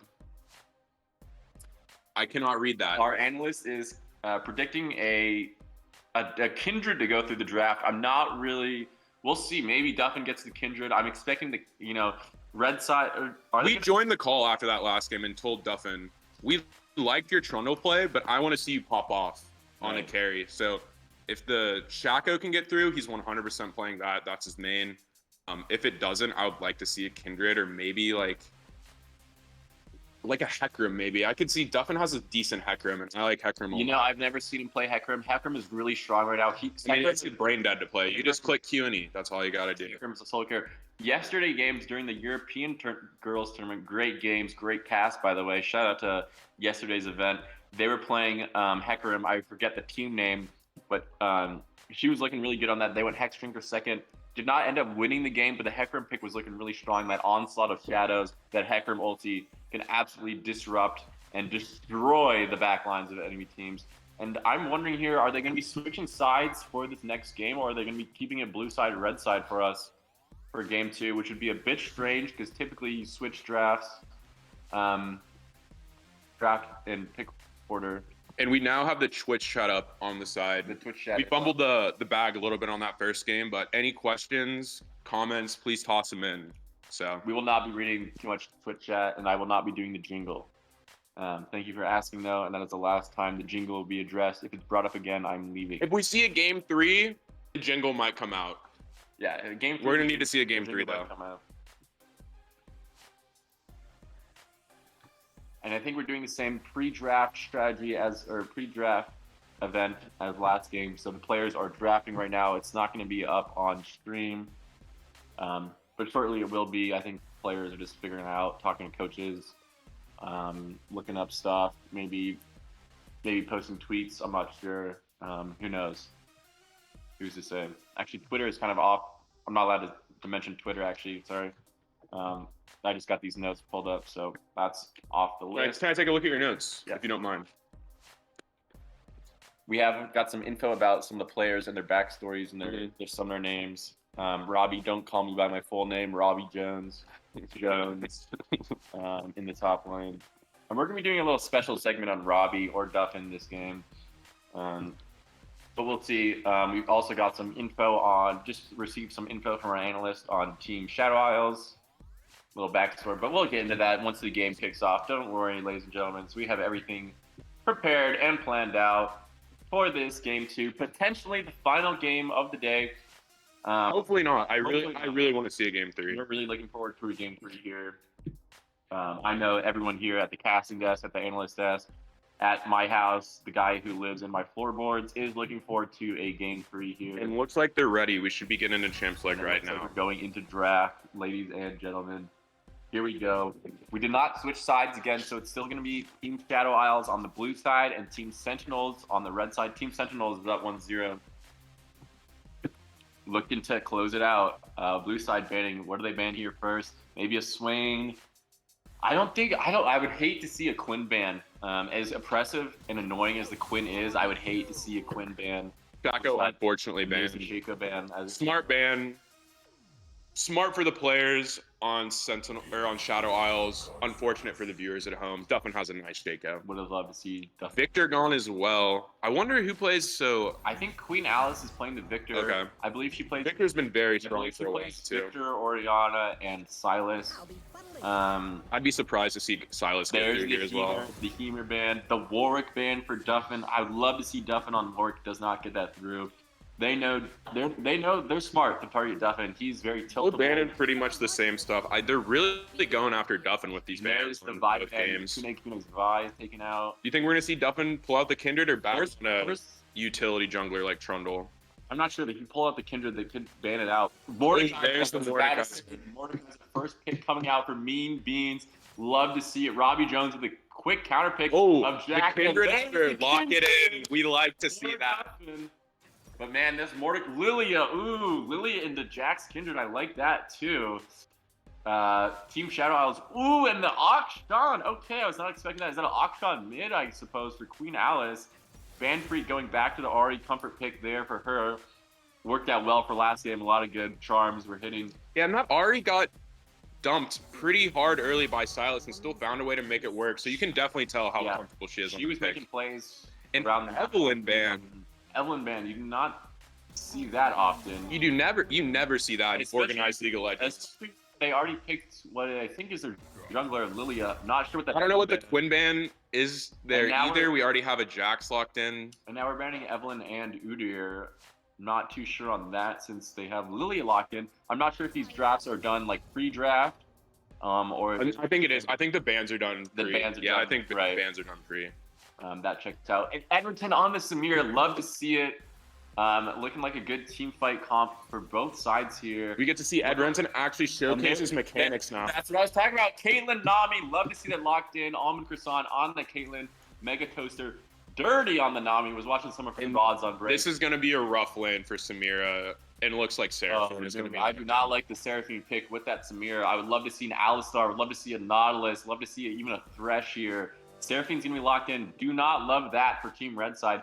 Do not love the pick, but No. I love her play on the Seraphine at least. She has a very nice Seraphine. She was hitting a lot of good ults. A lot of good ultimates, a lot of great snares. So, I mean, it makes sense to pick comfort over something else, and especially when you have a coach blaring in your ear. Like I said, I played amateur and professionally in the collegiate level, and one thing, the coach is always in your ear, man, pick this, pick a tank. And I'm like, no, I want to pick Tryndamere top lane. And they say, no, hey, how about you pick a tank? How about you pick Ornn? I'm like, nope. So Team Sentinels, they do not have a coach, so able to pick their comfort picks, which, I think that's a smart way to play it. However, the draft, I'm really loving Team Shadow Isles on this draft. I really am. The only odd pick on Shadow Isles is that Auction. Auction, yeah. But everything else outside of that, they looked like they planned that comp. Yeah. Like, the coach definitely had a talking to them. Right. Great coaching. And drew out a nice really comp like idea that for them. we're seeing the Nami Caitlyn, and I was expecting that blue side Mordekaiser first pick as well. I'm surprised red side let that Mordekaiser go through. I don't really like that Victor ban. Heimer ban is good. Vi ban is as well was good. But also these bans, I'm 95% sure were done before they got into Champ Select. So that's why it might look a little weird. Like they're banning junglers after junglers were picked and stuff. So great point there, kid. Great point there. We should be getting in this match in around 2 minutes. We have a little spectator delay here at home. What lane do you think? Where's the first blood going to be? Bot lane, Caitlyn Nami is so oppressive, and Lilia doesn't have the best early ganks, but like, I don't know. I like Samira, Seraphine. Like, Samira has one dash, Seraphine's a sitting duck. Like, if Caitlyn and Nami can blow a flash level 2, like we're seeing first blood in the bot lane. I think. Also, again, Queen Alice goes for those aggressive trades early. Like, she seemed like she's gonna really try to take advantage of lane pressure like she did last game. So it could go down in the mid lane as well. But Ari again, like, did a very good job last game of staying safe for Silas. Like, had a lot of close calls pre-6, but lived as best she could. So I'm thinking first blood did happen top lane last game, but I'm thinking bot lane this game. Right, a great 3 camp to top lane from Duffin, setting up that first blood from last game. Queen Alice almost picked up the first blood solo on Bantry. I really like that pathing from Duffin early last game too. Duffin. He really knows his routes. He's using those desktop apps. He's paying for coaching. He's really doing it all. But yeah, like you were saying, that Auction mid, Auction has a lot more kill pressure than Silas. If you thought Silas was scary, Auction will kill you level 1, will kill you level 2. Auction is one of the hardest level 1s to beat as a range top, especially. And we have a small weather update. Down here in lovely Austin, Texas, best city in America, by the way. Currently outside, it is frightful. This matchup is oh so delightful. Thank you for that. Thank you to our analyst desk. Wonderful analyst that we have here. Kicking off in about 45 seconds here. And I know we're saying the focus is on bot lane early, at least from Champ Select, but if we take into consideration the types of players these are, Robbie Jones is the most bloodthirsty man on the Rift. He plays like I do, like an idiot. Like a complete idiot, always trying to fight. And he's good at it too. It usually works out for him. It usually works out. I haven't played the Jax Mord matchup a lot. That's a weird one. I played a lot of Jax. I think the Jax can win that. I think Mord kind of wins at 6 with that ultimate, but I think it really comes down to a skill matchup. If that Mord can hit the Qs, the Es, if Jax can really get those good trades with those Ws and get that leap strike to get out of there before. Usually max Counter Strike on Jax, correct? No, you max the W and then Counter Strike. Yeah, and then Counter Strike. Counter Strike not the most useful in a Mordekaiser. Maybe can prevent him from proccing his passive a little early. That's the passive proc, which about it. Which is a lot of damage for the Mordekaiser, especially when utilizing that Mordekaiser. I'm really not too familiar with top lane matchups though, so I'm super interested to see how this one's going to play out. And now we have a double teleport from the top lane. I kind of would have liked to see Ignite on the Jax, as spicy as that might seem. Jax can really kind of snowball a lane. If Jax gets a lead, he can really just turn the... If I was Robbie Jones in this situation, I'm going Merc Tread's first item because it's Lilia Mordekaiser on the top side, and then I'm just... From there, we're scaling our ass off. Yeah. The thing about Jax is, though, you don't really want to delay your mythic or your first item, so I think you sit on the brown boots for a bit, and then you get that divine, and then you get that Merc Tread, so I'm talking about, and then you start looking to group, looking to make some plays around the map with that teleport. but I don't think Robbie will be able to make as much of the impact as he was last game on that Quinn, kind of saving his whole team in that early game with that atrocious. If he didn't that's have a rough. pressure pick like Quinn early game, I think Sentinels get stomped last game. I know he was what 5-0, and then 7-1, just making roams around the map, really helping everyone. It really just kept him in the game and allowed the rest of his team to get back into it, because that Silas early just tore up the map for the first 15-20 minutes of that game. So let's see, starting out, it looks like is that a missed ward from Duffin? Did he miss the bush? Spectators, can we get a look on that pixel bush in the bot lane again? I think he might have missed. He missed the bush. He missed the bush. bush. And now we're getting some alt chat. What is the alt chat saying? Are they flaming? What's going on? They're talking about chromas. Oh, the Tiffany & Co. chroma. Hope y'all got that Worlds drop. Tiffany It's a 6 skin. Tiffany & Co. also a local Austin brand. Actually not. That is New York. I'm completely wrong. I'm talking Kendrick Scott. Sorry, we're sponsored here by Kendrick Scott and HyperX. As I mentioned before, thank you to all our sponsors and our event organizers. Looking like Suga is requesting a dance battle in the mid lane. How I feel about that. I want them at each other's throats. I do not like that. No friendly banter. friendly banter. It's all business. We're here to win. This is game 2. This is not Standard start again. It's like they didn't even really 5-point. They're just sitting on buffs. No one wants to do anything too interesting early on. Yeah, kind of disappointed to see that from the teams. I would like to see some early aggression. Maybe fake them out. What I like to do a lot of reverse psychology and be like, hey, dance with me in mid lane, and then I'm stealing your red buff, you know? Exactly. Oh, boom. Because there's no fucking there's no friends out here in League of Legends. It's all business, especially in these tournaments. Yes, this is incredibly serious. Everyone here is super competitive. They want to win more than anything. And bot lane's getting that early push. Samira outranged pretty heavily by the Caitlyn Nami, so sort of surprised they're getting that early push with that Seraphine though. Yeah, Caitlyn, just cue the wave, shove them in. You can play like you don't have to think when you play Caitlyn. That's the nice thing about it. Samira already using her potion, and here's the Octon all in. That's gonna be first blood. That's what I was talking about. And now Samira's gonna go down. Oh, maybe not. Great win wall there from Edrington. No vision of the push. Getting free blocked a little bit. My killer, honestly. Great heal from Mega Toaster. Great flash, Mega Toaster. Oh my, what a bubble. Wow, what a bubble from Mega Toaster, and Almond Croissant picks up the kill. Wow. Suga really wanted that one, just took one step too close into the target range, and Nami hits a really nice bubble there. Great bubble there. And that's exactly what Caitlyn Nami needed. Yep. Exactly what they needed. Caitlyn Nami needs to get that early lead, needs to build that early pressure. And a top game. Duffin again. Again. He just 3-camped into top again. He started on blue this side, but Picking on that top lane and didn't get the first blood. Did he have doubles? What was his pathing there? He did blue, Gromp, red, blue, top. Gromp, red. Yeah. Another 3-camp into top. This guy's been setting up. This guy's been on the Chinese super servers. Gold only super servers, by the way. If you're above the rank of gold, you're not allowed on these Chinese super servers. And Duffin is proving once again why he is the king of gold, and he's not going anywhere. He's staying in gold. Mordekaiser instantly TP's back up to lane. Looks like his wave's gonna push out a little bit. Really not the end of the world for him. Just gonna have to be careful. Like, I don't think we even warded, and you could have expected that gank to come. Duffin did it to you last game. And what's interesting about this bot lane is, and Duffin is just still sitting there top lane. He really wants to. He really wants to snowball this Jax, and that's the key to victory. Like we said, is play through Robbie Jones, play through Bobby Bones, let him make plays, let him get fed. He'll 1v9 the game because no one else will. And what I was wanting to say from earlier is, that through the whole bot lane skirmishes, Sentinels, they both have their flashes on Seraphine and Samira. So a bit weird to see that after all that scrap. Seraphine didn't really could have flashed the bubble there. I think was just a little too hesitant on it. Right. And I don't think once she was bubbled, I don't think the flash auto was killed either. Everyone has had potions chugging. Well played on both sides. But they still have that flash advantage in the bot lane, so maybe we can do Octon already with the Dirk in the mid lane too. And it's just too easy for Robbie Jones there. Lilia giving Robbie an easy way out. For that Jack, just a little leap strike and a counter strike, and he says, see ya.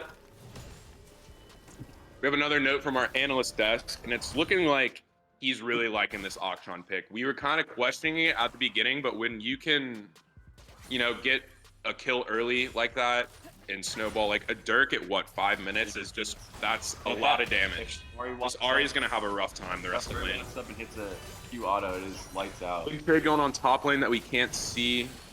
Looks like they're both just gonna walk away. I Yeah. don't see the health bars moving down. Mordekaiser can really hold his own against Jax, both Titans in the They're still scrapping. And Jax does have that lethal tempo.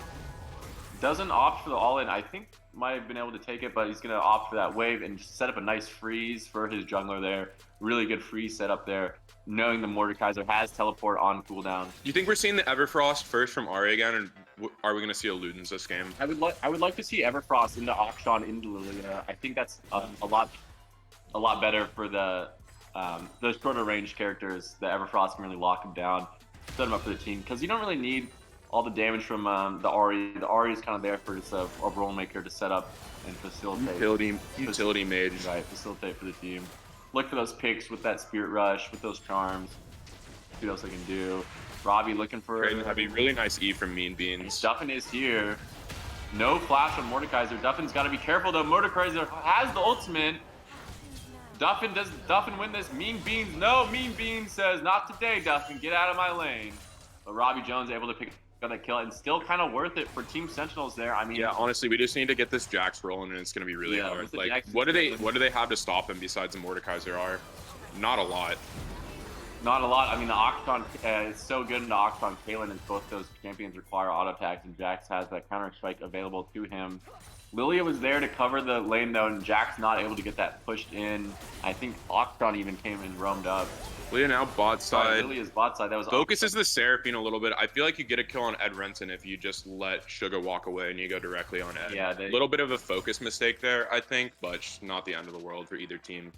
No, Edmonton still had flash available for him, so maybe that's what they're talking about in Collins. Yeah. Knowing their flash timers is very important. And it looks like both numbers are back up for Edmonton. See, Caitlyn picks up a Noon Quiver in base. Nami with the Lucids immediately. I kind of like that. Yeah, big pickup for Mega Toaster there. Mega Toaster actually got her name. He thought microwaves were once called Mega Toasters, but he realized later on in life they were actually just called microwaves, not Mega Toasters. That's where she got the name, because she loves to cook in the microwaves, not Mega Toasters, because those don't exist. Also, please do not put any toasters in the bathtub. I know Twitch chat might advise you to do so, but please refrain from doing that. That is another nice. See, this Mordekaiser's defensive E's are really nice. I'm not gonna lie. That's not the easiest spell to aim either. No.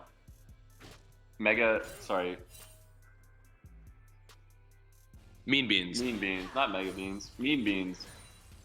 Proving she knows that matchup well. Knows that. Akshan sneaking in with the invisibility, gets charmed. Should get a kill here though. Old Knight goes off. Spirit Rush, a little too late. Queen Still Alice. have the ultimate and everything. Queen Alice picks up another kill.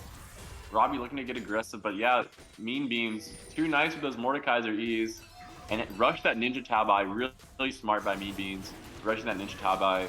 Jack's going straight into Sunder as well, just like you said. Right, Jack, that Thunder Rush, pretty standard stuff. And Blue Team picking up the early Dragon with that Lilia. Really like that from Blue Team. They got a little behind on Dragons last game, which prolonged the game for them. So if they can get them rolling this game, it's going to be love this Akshan pick. Can really just take over the game with the Akshan.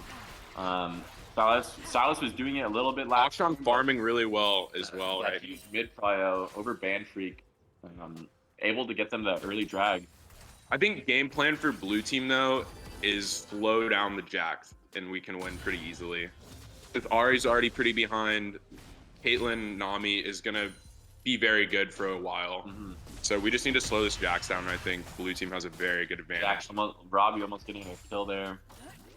Mordekaiser has to be careful. I'd like to see Duffin maybe come up for a dive. Duffin is hovering in the area for a dive. Lilia now in the bot lane. Edmonton getting overzealous. Seraphine ulti comes through, gets left, and Lilia's gonna pick that up. Almond Croissant takes the kill, excuse me. Great little gank from Lilia there. Now Duffin going around the turret, looking for that dive, looking for that Kindred ulti. Great Kindred ulti. It's gonna expire, and Robbie goes back in, flashes out. Great flash from Mean Beans to get out of there, and it's escaped the dive. Wow, well played. Team Shadow Isles with a win in the top side. And Duffin is really pressuring this top lane. Like to see that from Duffin. I'm glad we finally got to see the Kindred this game. Kindred is, oh, and no sugar, no life. Almost says you. It's a very fun pick. It's a little unfortunate what they did with the leash ranges to kind of nerf her a little bit, but Kindred is still very good. And if you're good at the champion, you can apply a lot of pressure. Range junglers should not exist, let's be honest. That's the thing I love about League of Legends, you know? They might not always be the most meta character, but if you can play the character or the champion, it'll be good. As long as you feel comfortable and you feel confident. Little bit of lag here. Our stream appears to have stopped. Hopefully everything is all right on y'all's end. We cannot see anything, unfortunately.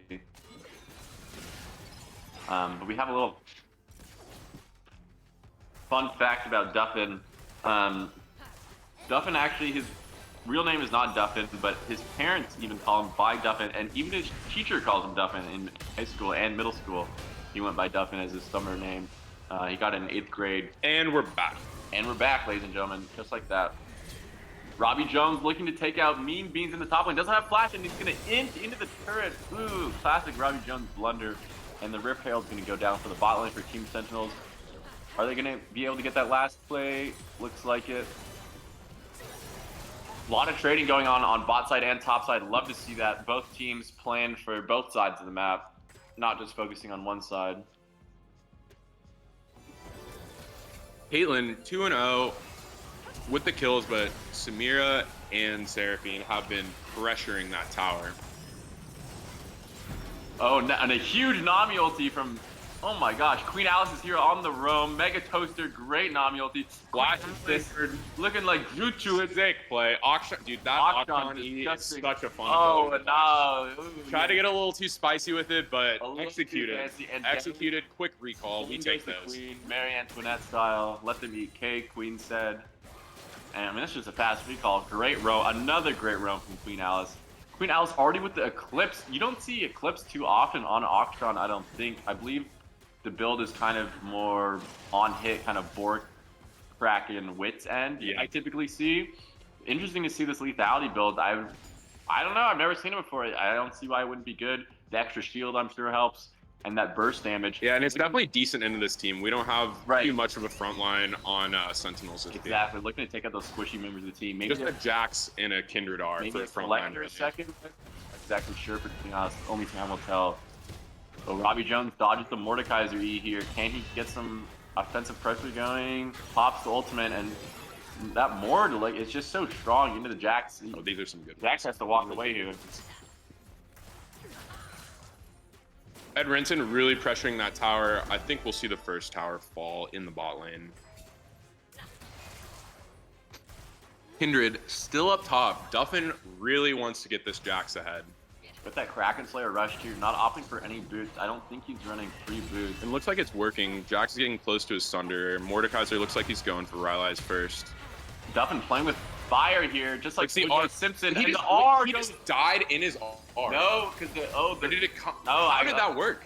He clicked it and still died. What happened? Great question. So Duffin used his ultimate in the True Realm, and then Mordekaiser ult takes you to the Spirit Realm, the Death Realm, where the Kindred ulti no longer exists, and Duffin caught with his pants down around his ankle like some sort of fireman, and now Robbie Jones looking to clean up, maybe get revenge. And now he's gonna die. Mean Beans too disgusting on that Mordekaiser.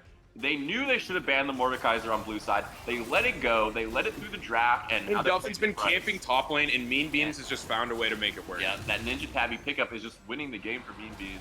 Another dragon here. Another dragon. And like we said, the coach had to have. Yeah. The coach got him right after that first game. Let's be honest. I'm very impressed with how Shadow Isles have been running it the second game. Love to see this. Auction with just so much pressure too. I'm very impressed with how much pressure Queen Alice is applying around the map. Like they said, God save the Queen. Both solo laners for Shadow Isles really just demonstrating their superiority and taking over the game. I mean, the bot lane, sure, they got first turret and objective bounty. Her name is Queen Alice, by the way, because her uncle's second cousin's fiance is cousins with Queen Elizabeth. Really? I did not know that. Rest in peace, by the way. Rest in peace to the Queen, by the way, for all our British listeners. We had our EU games yesterday. This is our NA tournament. Shout out to the games yesterday. It was a great event. Hope y'all tuned into that one as well. But today we have the Americans battling it out. I believe there's actually one EU player on on Team Shadow Isles, but they just rounded up an EU player to get in to fill out the teams. Well, Which that's is good. exciting. Yeah. We love diversity. We love diversity. We love our Europeans. We love everyone around the world. Shout out to Argentina. Great victory for them tonight. The Americas are just they stay winning. Oh, Nami ulti goes. Good use of the RER to just Yeah. get out of there. That was a little hairy. Mega Toaster looking deadly on this Nami. That bubble was close. Love seeing Mega Toaster displaying something with a little more skill than the Sona on the Nami. The Nami wave did not connect there because of Flash and then Ari ulti, but really just a lot of pressure, a lot more useful than that Sona already, it looks like. Jack still not on that Divine Thunder. Went for the Ninja Tabbies. Interesting. Interesting pickup on the Ninja Tabbies for the Jax. Cade was saying. Yeah, I was saying Treads would have been a little. I think you gotta go Merc Treads here. I mean, the Caitlyn Auction are pretty huge right now. Yeah. Either way, you really can't go wrong with defensive boots when the damage is spread out like that. I guess maybe not opting for Merc Tread because Shadow Isles don't have the most crowd control, so maybe the tenacity is a little wasted. I would have liked to see the Jax delay the boots though. I don't think the extra 800 gold is doing you any good. I can't see Jax's secondary tree too, but I'm assuming he probably took tenacity secondary. Right. As unflinching, most likely, probably Alacrity.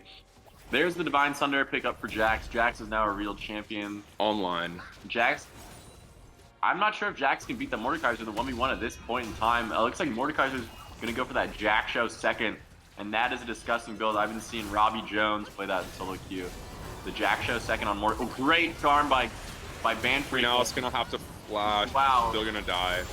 Duffin picks that up. Edrington in the thick of it. Not strong enough though. Doesn't get in the Kindred art either. Gonna go down to Mean Beans, and Mean Beans is taking over this game. What a chroma that is, too. Bam! Smacking him with the hammer. Boom, boom. Bob the Builder. Flash from Robbie Jones. Not gonna be enough. Has the counter strike. Takes the turret shot, and he's gonna go down to that. Oh, Mean Beans not missing. Proven why. Shadow Isles really showing it out this game, and it's honestly, I don't mean to make predictions too early, but we're gonna have to see a game 3 and run it back. It's looking like a Silver Scrapes OJ run back game 3 type angle, but we don't know. OJ Simpson, Don't wanna Twitter comedian, by the way. Don't want to remember Twitter's off the table. That's on my notes. Oh my god. But they picked up Rift Tails. Yeah, we got Shadow Isles just picking up the Rift-tailed. I mean, let's see. We have a 5K gold advantage right now. They just need to play smart and play aggressive, and this one's gonna be wrapped up pretty quick. I know we predicted it. You predicted a long game for the first one. I predicted a short one. I think this one might have. This one could. This will be quicker than our first game. Could be a sub 30-minute game. I would love. But then again, you never know. Like we saw it last game too. Sentinels can turn it around. Right. Yeah. Both teams have a lot of life in them, a lot on the line, so a lot to play for. No team is gonna turn over and be like, "Hey, you won this one." And I think Dragon is coming up soon. It's their sole point for. I heard the winner actually gets a $15 Kohl's gift card. Ooh, that is pricey per player. No, they just share it. Per team. One per team. Well, still, with the holiday season coming up, that Kohl's gift card. Exactly. could Pick get up a you nice pair of socks for your mom or Go something. to the mall. Yeah, there's a lot of good stuff at Kohl's at the mall, at your local mall. Great stuff. Oh, we have a Jack show on Lilia as well. Jacksha Lilia. Lilia just spent so much gold, by the way. Like, she just finished her boots, got the wisp, and finished her Jack show. Mordekaiser also won 2 items out. Mordekaiser's absolutely enormous. 1K shutdown on the Mordekaiser as well. I'm really liking Kune's playstyle in his last 2 games. Really opting just to farm heavily and support her lanes when she needs to, not trying to force any ganks or. Very controlled, intelligent, smart play from Kune, excuse me. And if Sentinels wants to get back into this one, we need to see 1K on the Jax, you know, from the Mordekaiser. If Jax can get that shutdown on the Mordekaiser, that'd be huge. Even if Samira could get that shutdown, it could help. Samira maybe going Last Whisper. Everyone's farming all right as well, so. The Samira definitely has to go Last Whisper, second item against double Jack Show. The Jack Show's already completed on Mordekaiser too. This Mean Beans will take you out back and old Yeller you 1v5. It's looking too strong on the Mordekaiser. 7-2-0. looking to pick up a third dragon here. I don't even think Sentinels can contest this. Yeah, Shadow Isle is just looking to saddle this soul and ride off into a win, I think, here. Couldn't have put it better myself, dude. Blue team takes that up, and it could be a 25-minute soul. And Baron is up, and do they look for a Baron angle? I mean, oh, Banfree caught out here. Akshan just spin too easy for Queen Alice there. The Akshan pick is disgusting. And that's a champion you do not want in the side lane. Yeah, Ari really needs to stick with the team. Oh, and dude, this is what I'm talking about. Looking for a mean green, sorry, mean beans. Edrington, big Samir ult, has to peel back a little bit. Mordekaiser has the ultimate and boom, dunks Edrington and Gets out to protects the bounty. Oh my. Wow. Mean Beans is impressing me this game. Well played from Mean Beans. And this just baffles me. I was in the call before them talking about what their prio was, and they said, hey, if we're red side, we're not letting the blue side get Mordekaiser. That has to be banned. And here we are, game 2. Mordekaiser gets through, and what, 8-2? 1,000 gold bounty. Working on 3 items now. Bot tier 2 taken, looking to take tier 2 mid with that Rift Herald. I don't know if the Jax is going to have enough time to get there. The Jax? No, I don't think so. I think that's their win con is Jax 1v9 at this point. Hex Drinker third. The Samira is 0-4. I don't see the Samira being useful anytime soon either. No, Samira now with the QSS delaying her second item. I do not like that at all. I don't think you can opt for a defensive item when you're this far behind. When the gold lead is 5k and you're down 10 plus kills and down 3 dragons, I don't think going for QSS is the right move. You still have Duffin going full damage at least, but still, I mean... I would have liked to see that after the last Whisper. I don't think Edrington can really just do any damage. Even if it gets Mordekaiser ulti, it won't matter. I wish we could see how many marks Kindred is on. I can't tell from here.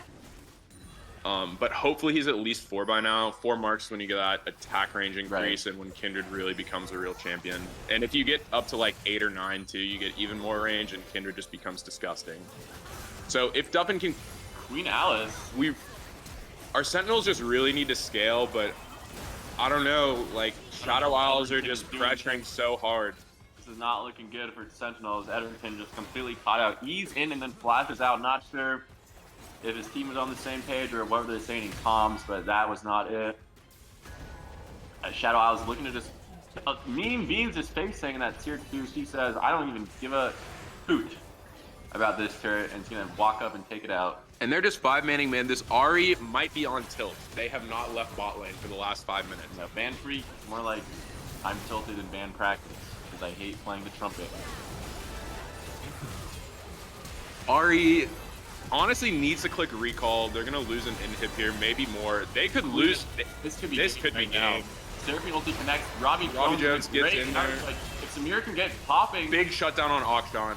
I don't think Mordekaiser's gonna get out of Mordekaiser's gonna 1v5 in base. Can they take? He might be able to. Look at that shield. That champion is just disgusting.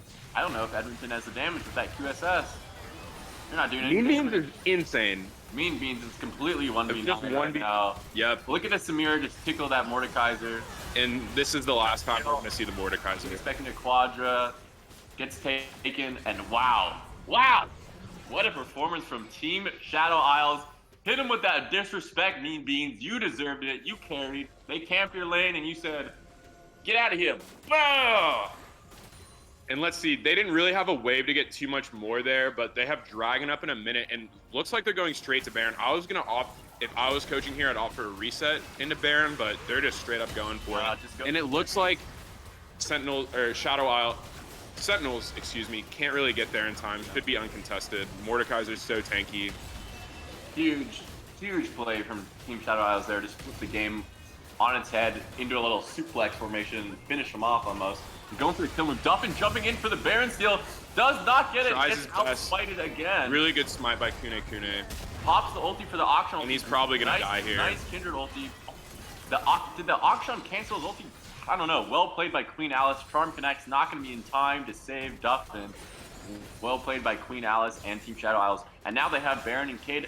This just doesn't look playable for Team Shadow Isles. Mordekaiser is on 3 items and a stopwatch, and Jax has Sunder Hex Drinker. Like, it's Jax is not gonna get there this game, unfortunately. No. I like the pick from Robbie, and I like the game plan with Duffin really trying to camp the top lane and get him ahead, but honestly, just hats off to Shadow Isles and Mean Beans especially for just playing so well around that. Yeah. Moonbeam's got camped so hard Yeah. and still found a way to just become enormous. I'm just. I mean, that botch dive early when they double killed him was a little rough. Mordekaiser at 6 is like Yeah. I don't. not fun to gank. You got to play really well to Yeah. kill him. Some trolling by Robbie, dying to turrets. I think twice we saw in the top lane. Yeah. Just having a little too much fun. I mean, hey, Abs is the best of us. I'm. Soul gonna go over here to Shadow Isles, and this one is gonna be over rather quickly, I think. Yeah, maybe 10k gold advantage. There's no way. That and probably you shove it out bot here. Yeah, they have Baron here. Duffin looking for something here. The way Bobby Jones gets a nice counter strike on the back line. He gets exhausted.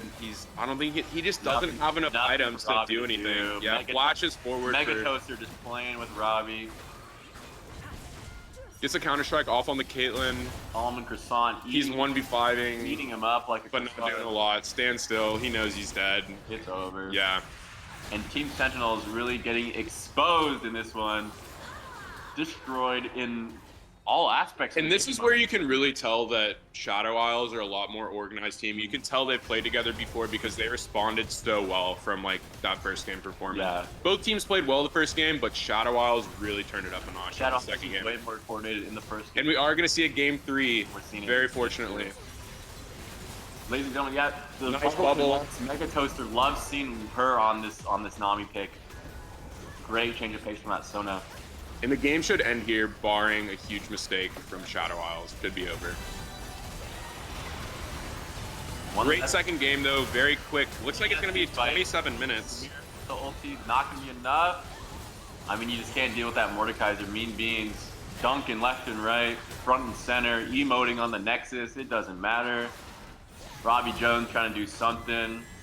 No Sugar, No Life is about to have No Life. Part 2. Electric Boogaloo. Mean Beans clicking the styles on you. On the What a styles. performance. MVP Mean Beans that game. Wow. MVP Mean Beans. Not even close. Yeah. We're not even seeing the Mordekaiser close. again. Everyone get ready. Game 3 coming up next. Buckle up, get a snack, get a drink, grab a beverage, grab your friends, grab your grandma. Link your friends to stream. Get more people in Get here. everyone in here. Cue Silver Scrapes. We're going to Game 3 for the Lowell Girls North American Tournament, December 2022. And we'll be back after these messages from our sponsors. Thank you, guys. We'll be back in about 10 minutes.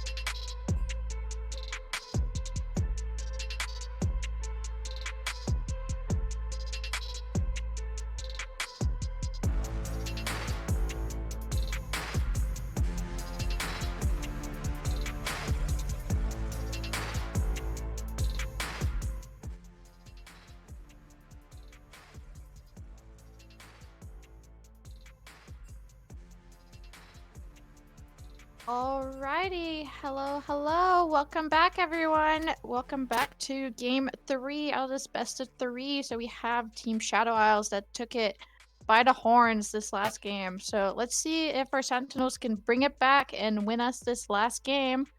Over to our casters for our draft pick. Y'all have a good one. Hopefully this is a wonderful game. And welcome back, everyone. So we are correct in our analysis of last draft. They are doing it on a third-party site before the game.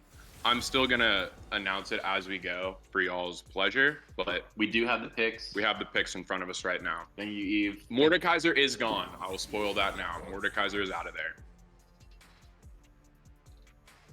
Another Victor ban, and we also have Team Shadow Isles on the red side for the first time. Loser got to pick which side they play. Yeah, production filled us in. Loser pick side, so now we're going to be opting for blue side on Sentinels, and red team is going to be Team Shadow Isles, coming off of a hot victory. Team Shadow Isles banning that Shaco out again, and Team Sentinels banning that Nami and that Octon that were destroying them last game. I like those bans a lot. Great adaptation from the no coach team. And this one's gonna be the Mord ban. Yep. There's the Mordekaiser ban. Neither team wants the other team to have that. See, champion. that should have been Team Sentinel's last game banning that Mordekaiser, because they were talking about banning it on red side and can't let it go through for pick one.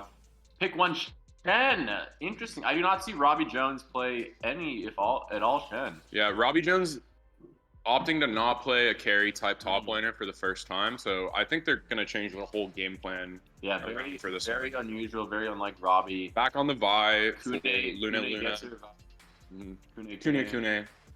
Gets a Vi, and the Mundo pickup for Mega Beans. The Mundo recently got nerfed. We are playing on the live servers. This is not PTR. We're not a patch behind. We're not a patch ahead. We're in current live game. Mundo just got nerfed, but I think he's still really strong. You build that Heart Steel first, and then just go full tank, and you're almost unkillable. There's the Orianna from Duffin Queen gets his Alice. Warwick as well. Duffin gets his Warwick. That's Yeah. huge. Loved. I was really hoping to see Duffin on Warwick, and he does get it. There's the Quinn ban for Robbie Jones. They don't want to repeat like game one, which makes sense. And Queen Alice, I believe she is an Orianna Victor main. Interesting to see if she can get a lot of first bloods and first blood pressure, like the first two games onto Ban Freak. Ban Freak back on her Ahri again. Team Shadow Isles not opting to ban her out on that Ahri. They say, hey, you can have Ahri, that's fine with us. Playing it all 3 games seems to be a big comfort pick for her. Right. And there's Almond Croissant on the Caitlyn again. Love to see that pickup. Love almond croissants as well. Very good, very delicious. Top probably 3 croissant of all time. I would agree. I kind of prefer the croissant, the almond filling over the chocolate croissant fillings a lot of the I time. mean, in terms of breakfast snacks, I'm mostly a muffin guy, but croissants go hard. Yeah, I'm not gonna lie. As someone once said, "Hurry up with my damn croissants." Croissants very underrated. Another Caitlyn pick for Shadow Isles. I like that There's last the game. Soraka from Mega Toaster. Love to see that. And we have No Soraka Sugar, Caitlyn. No Life on the Seraphine again. So we have, looks like we have 2 players on our Sentinels team who are just opting to stay on their Stay on that comfort comfort. picks. I like Yeah. that. Stay on the comfort. Let the rest of the game sort itself out and just kind of play consistently, play solid. I like the Kaisa from Edrins, and I like that way more than Yeah. Samira. His Kaisa's a lot better. The Samira Seraphine lane was not it. It's never it. Never pick that in your lanes. I don't care if you're bronze. I don't care if you're diamond. Don't Seraphine, Samira. I don't know. One champion's trying to disengage. One's trying to engage. Short range, long range doesn't work out. This Kaisa's a little more short range, just like the Samira, but I think it'll work better with the Seraphine. Has a little more poke options. Has a little more escapability. And I like options. Kaisa into Mundo Vi as well. Like Kaisa can shred those tanks pretty easily. With that plasma shredder, plasma fusion shredder cannon that can really destroy those tanks, get that passive stack. And ladies and gentlemen, we are starting our game 3 finals. Let's get hyped. Let's get animated. Here we go in 3 minutes. We're gonna get Spectator delay. There's a spectator delay, but we're still hyped. We're still in it. What's our key matchup again?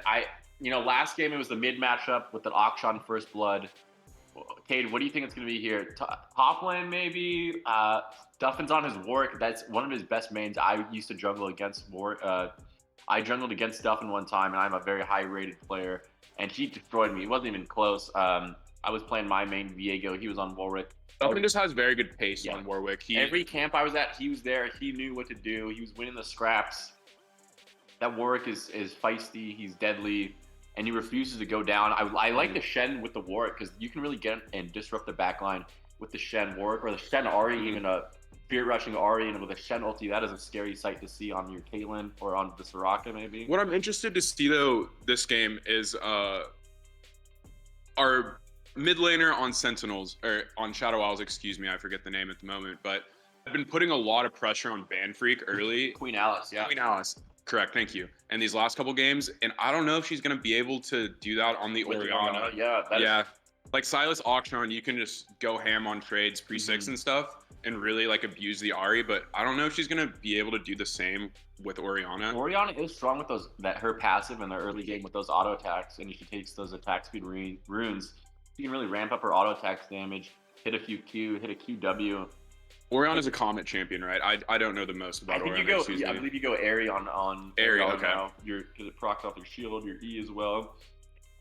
So that early trades to Airy does help a lot. I don't think there's a lot of kill pressure though, but maybe if Fan Freak slips up, walks a little too close, maybe a little flash ignite as we saw from last game from Queen Alice. Queen Alice really likes those roams around level 6, picking up that early dragon like we saw in last game with that mid prio with Kune Kune.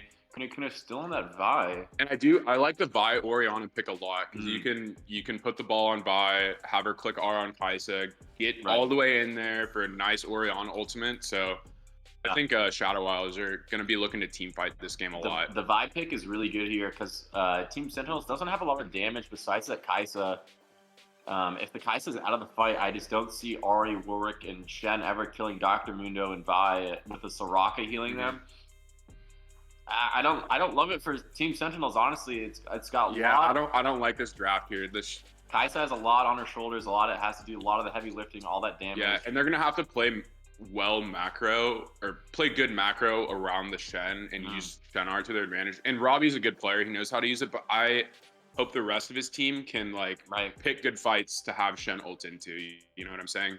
Of course. And I don't see him playing Shen all that often. He's a pretty standard champion, but Mundo, I feel like counters that Shen pretty hard. He can immune the Shen taunt with his passive and just keep smacking Shen in the face. I mean, Shen has that W to block autos, but a lot of Mundo's damage comes from that Q, which is magic damage.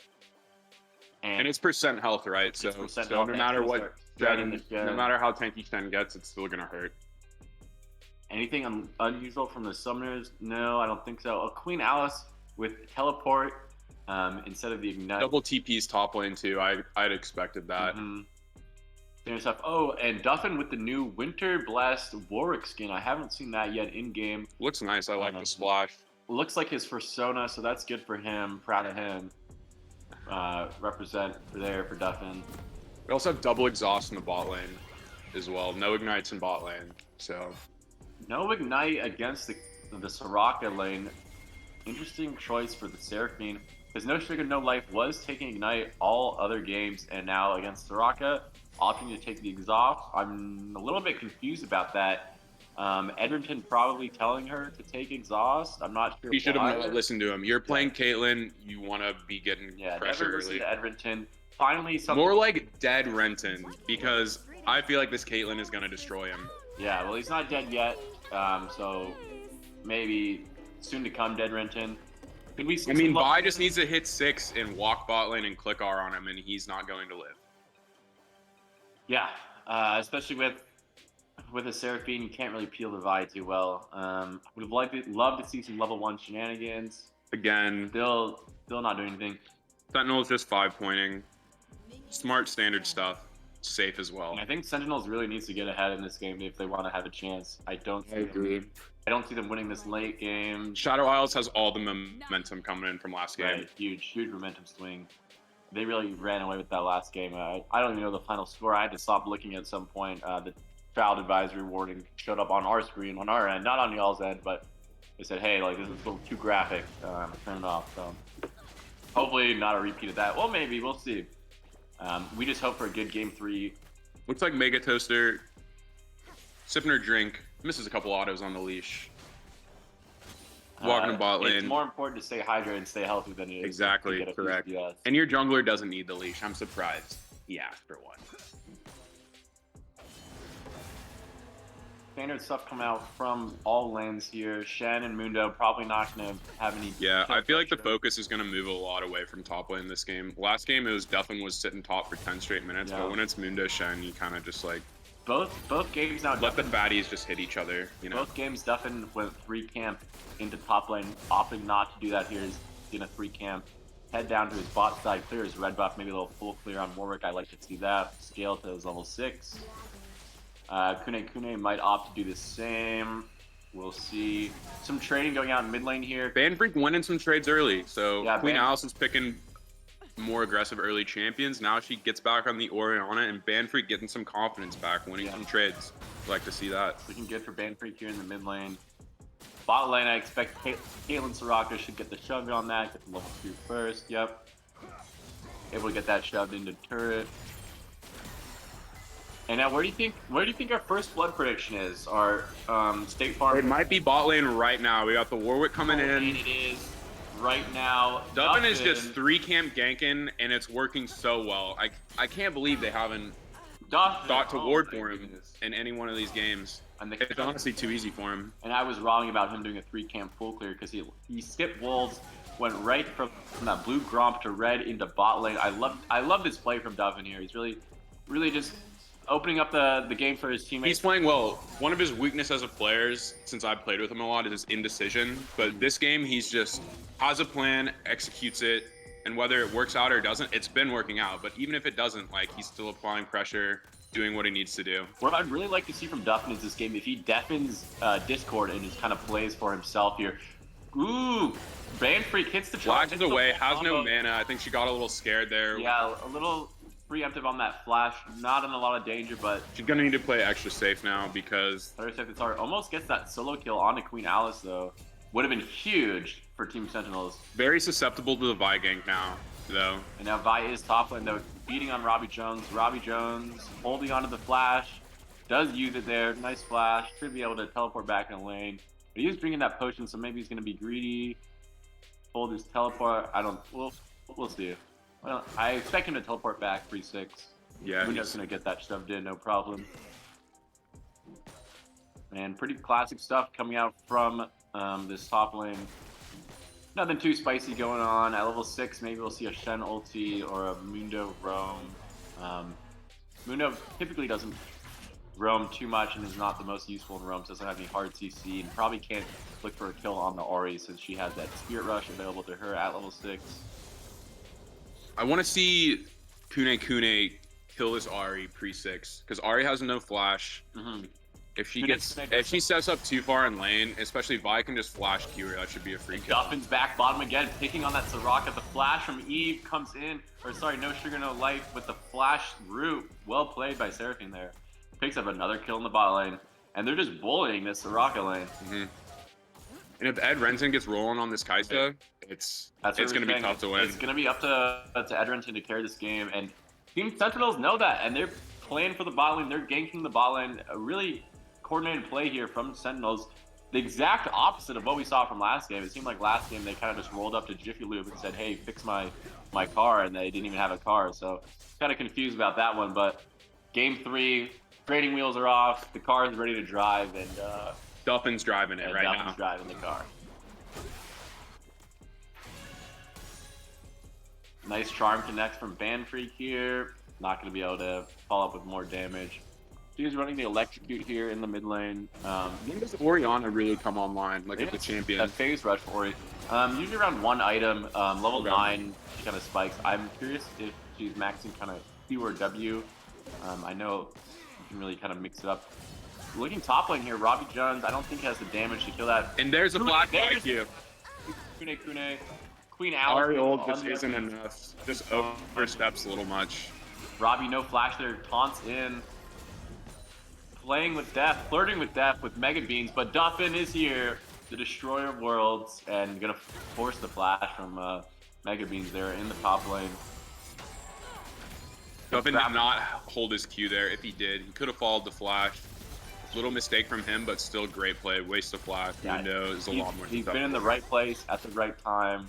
Mundo not teleporting back to lane either. He has it available right now. Looks like he's going to save it. He should be able to get there before that wave crashes. I can't see at the moment, but looks like Shen is still shoving it in. So And another kill on the Soraka in the bot lane. That the root with that wave stacking up, and they're just not respecting that giant wave there and getting caught out there. a little unfortunate these kills are going to the Seraphine, but I mean, the Caitlyn is... As long as the Caitlyn is behind you, you're still winning. Yeah, you're taking that any day of the week. That Kai'Sa needs to get ahead, needs to carry this team because the Sentinels does not have a lot of damage on their team. The Ahri's down now after that Vi gank. Shen doesn't have a ton of damage, and it looks like Warwick. I'm not sure what Duffin is opting to build here. Maybe a Divine Thunder, maybe. I don't really know the Warwick build now that I'm not sure. And Duffin's, it's he's preseason. always out there theory crafting with those Chinese super server guys. So could be, who knows, Heartsteel possibly, but he has that long sword. So I'm guessing it's the Divine Thunder. I feel like Jack Show wouldn't be bad either. Jack, But he has a long sword, Jack Show so would be good, but the I long think he's going to sword, go probably Sunder. Robbie taunting into the whole creep wave, but Duffin is here to bail him out. This guy is just all over the map. And Duffin should have the ulti here to secure the kill. Does he opt to use it?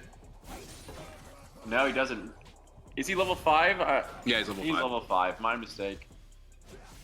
Would have been his free kill there if he had the ultimate, but he's only level 5. I guess I am blind. Excuse me. Our TV here is so big, it's really hard to see the small numbers. Such as the 5 or the 6. And it looks like we have Queen Alice roaming bot a little bit right now. They're under their tower. I'm not sure what she's trying to get here. Queen Alice loves to look for those. So we got those 4 on roams. her. We got 4 from Shadow Isles on the bot side right now. Maybe trying to set up for a drag play. Maybe a little early dragon from Shadow Isles. Oh wait, it's not up for 3 minutes. Look I'm out. capping. I'm not quite sure what they're trying to do down here at the moment. And I think Duffin, I can't see the vision from here, but Duffin just taking full advantage of that. I mean, 4 on bot side, he's just going to kill the Herald. And he's just going to get that Herald for Yeah. free, yeah. Great map awareness and great heads-up play from Duffin. And there's And there we go. They bot finally lane. just walked up The and patience- just too free. The patience proves it was worth it. And they... Duffin does pick up the Herald. Shen ulti onto Edrington. Robbie Jones taunts into 3. I'm not sure if you want to be in there, but he blocks so much damage with that Shen W. Well played from Robbie. Great ultimate there. And Duffin is able to catch that top lane and shove it in. And Shadow Isles commit 4 to bot lane there, but they lose Herald and only get 1 kill. I don't know if both teams get something. I'm not sure which team got more there. It's looking like gold is relatively even, only about a 1k gold lead for Sentinels here. But honestly, a lot of that gold is on the Seraphine, so Yeah, that Seraphine... relatively even. Seraphine look like she's opting to get that lost chapter, so I think she's going to Leandri's build. I love to see that, especially when you have 3 kills.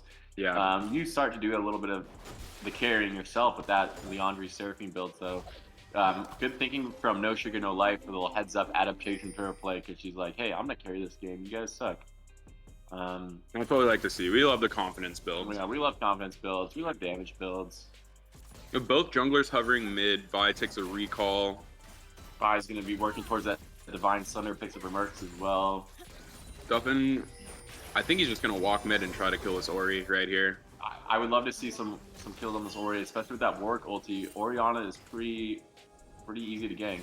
She does have her flash up though, and Sentinel should know that. I don't think she's splashed at all this entire game. She's been chilling, farming up, and Queen Alice does like to roam, as we saw in that bot lane roam. And Duffin with lethal tempo on Warwick as well. Is that standard?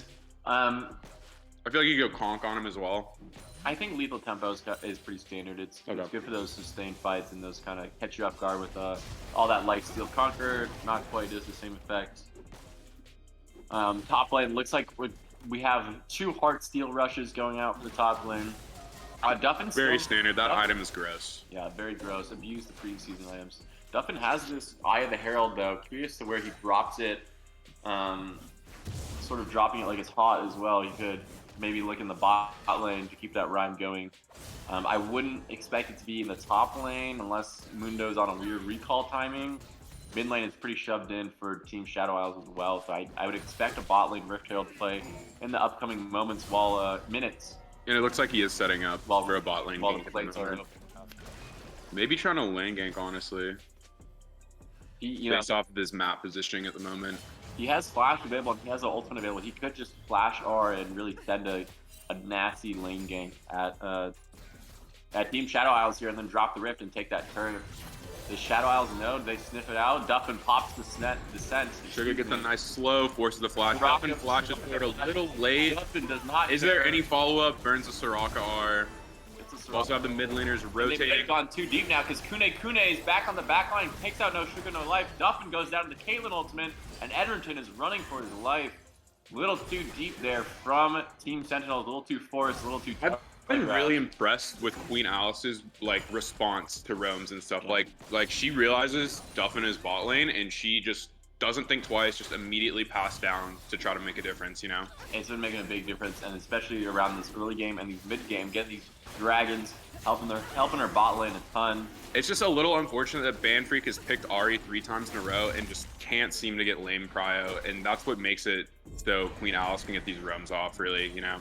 Yeah, it's a bit unfortunate for Ban Freak, but it's not that in the world. She did get flash queued by the Vi there early game, so she's suffering a bit, but she'll able to bounce back in this mid to late game as she's always done in these games, hitting those charms, hitting those Everfrost.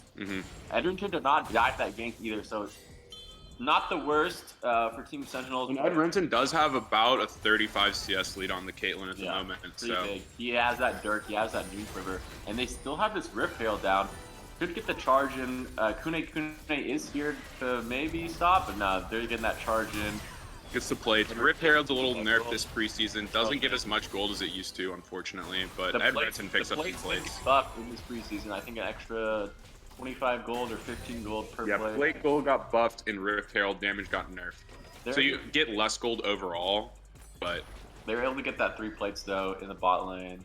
Queen Alice though, destroying this lane. I don't think there's anywhere else to say it. Destroying this mage on mage matchup. Up 40 CS. Has 4 KP to Ahri 0.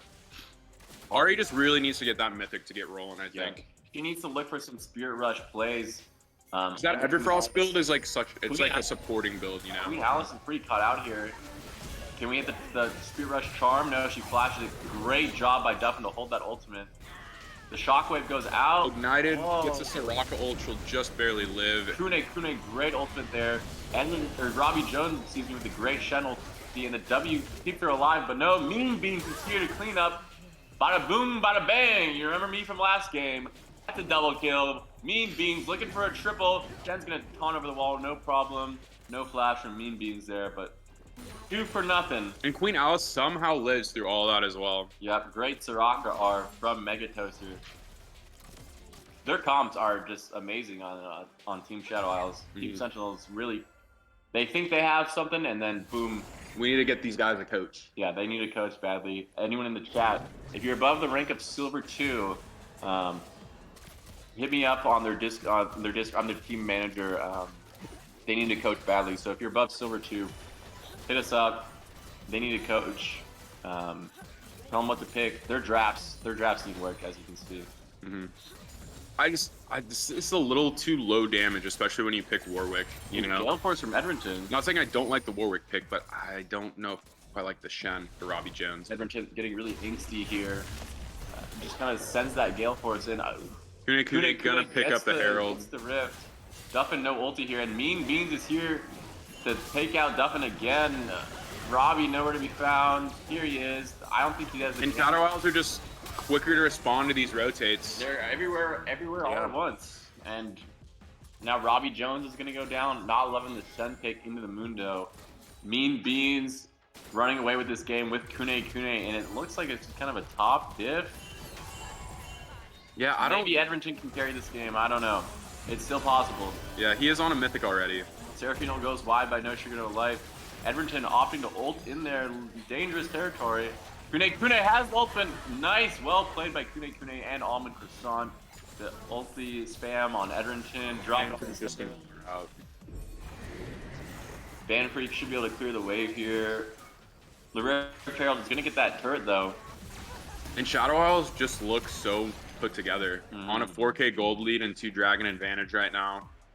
They're just playing really well. They really responded from that first game loss. Immaculately. Yeah, immaculate.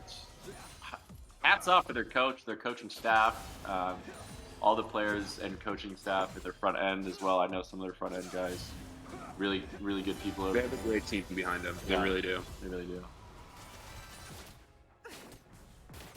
See, Ari gonna reset. Hopefully can finish her mythic here. Now, Edrington does have that Gale Force, as we saw earlier. He Gale Force aggressively in the bot lane, just trying to get something going. I did not like that Gale Force, but it's already back up. So he's just looking for something. He needs to get going in this mid lane and try and get some mid-game scraps with the Shen going with the Shen ult to kind of catch some people off guard. Maybe look for a shutdown on this Vi, or onto this Orianna, or even onto this Mundo before Mundo becomes unkillable. But I mean, Mundo is part Steel and Sunfire Cape.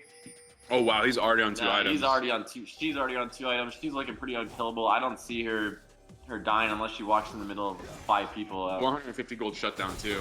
And look at those cleavers shredding the Shen. I don't think Shen can fight against Mundo at all with full item advantage for the Mundo. Duffin a little caught out, but maybe. Duffin ulting onto Kune. Kune with the Shen ulti comes in huge play from Miss Alice. They get the shutdown onto Edrington. TP coming in. TP from Mean Greens.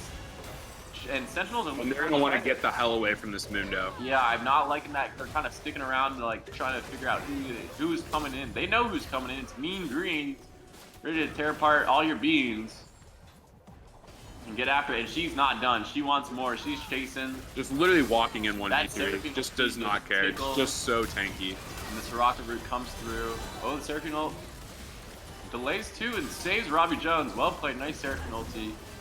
Mean Beans. Looking low, flirting with death, and the flash. Whoa! Robbie Jones not gonna get out of this one. Interesting flash there from Queen Alice. The ball was a little bit behind her. I don't think she knew where it was, but what a shockwave though at the beginning of that team fight. Queen Alice hit 2 of the backline members. That was even a 4-man shockwave. That was insane from Queen Alice. And they're just gonna get a free soul point here. A free soul point, and objective bounties are available already. This is not looking good for Team Sentinel. Duffin is up. He could maybe steal. I don't think he can't get over the wall actually. No blast cone, no flash, no ultimate. No ulti, no. Yeah. He's gonna have to give it. He's gotta put his little dog tail between his legs and whimper away. Maybe on the soul he can look for a steal here. I really liked. I know Sentinels are pretty far behind right now, but Duffin's early pathing and pressure was really there. I just don't think the picks worked that well. Yeah, the rest of the team might have let him down. And he tried to gank top a couple times. Like he had 2 very successful ganks bot lane, and he tried to go top a few times after that. When like Mundo is just, I feel like you just gotta ignore Mundo and just keep the pressure on bot side. I'm getting word from our analyst that Duffin has been muted in his Discord call and deafened this whole time. That can mean one of 2 things. He's about to pop off, or tilt very, very hard. Yeah, it's looking for the tilt angle here. He's just kind of running around solo. Down a lot of farm as well. Down a lot of farm. Kune out farming again on this Vi. 5k gold advantage at 20 minutes as well. That is a huge gold lead at 20 minutes. And 3 dragons as well. Sentinel is going to need a miracle, a Christmas miracle to pull this one off. Honestly, I just think this Mundo is so huge right now. You can stick him in a side lane the rest of the game and just let the rest of your team. Oh, Queen Alice. And boom goes the dynamite right on Duffin's head. Kapow! Queen Alice picks up that solo kill. She's Queen of the Rift, as her friends and teammates call her. Edrington looking at gonna answer back, gets rooted by that. She's really impressed me this series because I was looking at the ranks of their team earlier because, to be honest, I'm not too familiar with the Shadow Isles players, but Queen Alice is performing. Yeah, she really is. She's making her debut down here. Seraphine ult catches Soraka. Wow, no sugar, no life. Great Seraphine ulti passes through the Shen. If it hits an allied player, it'll keep going. And Sentinels finally get a little advantage back there. We love to see that. I hope they can tighten it up. I want to see a banger of a game for this to close out. Possibly could pick up a tier 1 mid with no Vi ulti and no Orianna ulti. Kune. Gonna get ulted by Long Croissant. No one blocks that for Edrington. Almost picked up a kill on Ed there. He got super low. That Vi is like surprises you sometimes with how much damage she can do really quickly. You don't expect it. If that Q connects, it is deadly. Especially if she has a Fiend item like the Divine Sunder, she can really bang bang 1-2 ya. Looks like we're getting Death Stance second on Vi as well. I like that a lot. I believe she went that last game, and the last game. Not last game, she was playing Lily last game. The first game she went Sunder into Death Stance, seemed to work well for her. Mm-hmm. And she has a lot of better ultimate targets than the first game. If she can just keep ulting this Kaisa, or even the Seraphine, or even Duff on War. Orianna just picks up an Archangels too. This Orianna is huge right now. And has a needlessly large rod. Huge item advantage in the top lane and in the mid lane. And now Mean Beans just in their jungle, not giving a care. Doing the old Mundo special. Is doing what she wants to do. But and this is going to collapse pretty hard. Well played by Duff. There holds the Q to get over the wall. A little overzealous there, I think. Kune looking to answer, looking to punish though, knowing they don't have the damage. Robbie Jones was there on a flank angle. Soul not up for a minute and a half though. Sentinel's opting not to fight there in a little 4v5 or 4v4. Interesting though, Shen had the angle there. There's the Shen taunt onto Queen Alice. Kind of a misstep on Queen Alice. She has getting a little cheeky trying to steal the red buff and has to blow her flash for it. She's gonna flash out though and be fine. Won't have that for the next dragon fight though. Mean Beans also not having. Nice shockwave. Nice shockwave. Get on an away. And let's see. This next dragon fight could decide the game. Mm-hmm.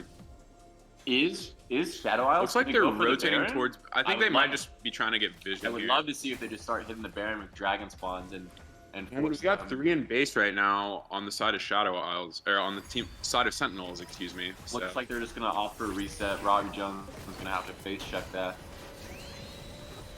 Alright, just walk back in after base, get the vision back. Good reset time for Dragon.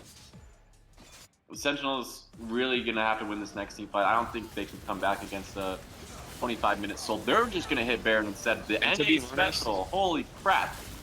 They're just going for it here. This maybe a little bit of a desperation play, but I mean, 3 of Shadow Isles are on bot side right now. Great taunt by Robbie Jones over the wall to stop any potential risk. I think a little.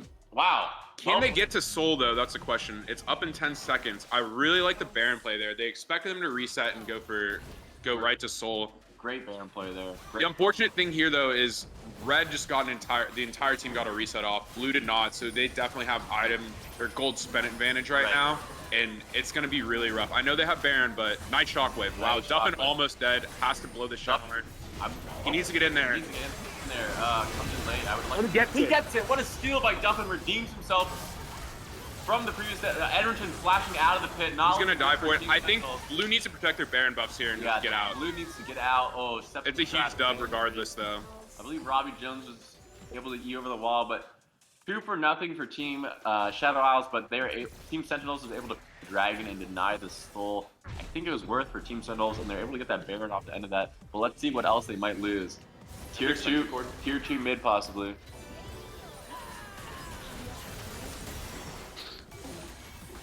And let's see, 2 Baron buffs still on the side of Sentinels. No Sugar, No Life has it, and I think the Shen as well. I believe 3 with Edgerton, not Dedgerton yet. Could change very shortly. I don't know if Kune has their ultimate back up. It does not look like it. Maybe in about 30 seconds, excuse me. Shockwave, another huge shockwave comes through for Miss Alice. And Mean Beans goes down. They hold on to that tier 2 turret though. Robbie Jones looking to reset, No Sugar, No Life. Dangerously low as well as Duffin. And a good little defense there for Team Sentinels. Fuck it. You need a plug? Yeah, I need a plug for... Do you have an extension cord? My laptop's dying. No worries though. We will get it sorted out. Sorry to leave you with a lack of commentary here. But it looks like we still are Baron buffed up on the side of Sentinels. And they got a huge dub that last Dragon fight. They lost 2 kills, but they got the Baron. They prevented Shadow Isles from getting Soul, so it looks like they're bringing it back a little bit. I was scared that they were just going to get steamrolled again this game, like last, but they're really bringing it back. They're showing some adversity.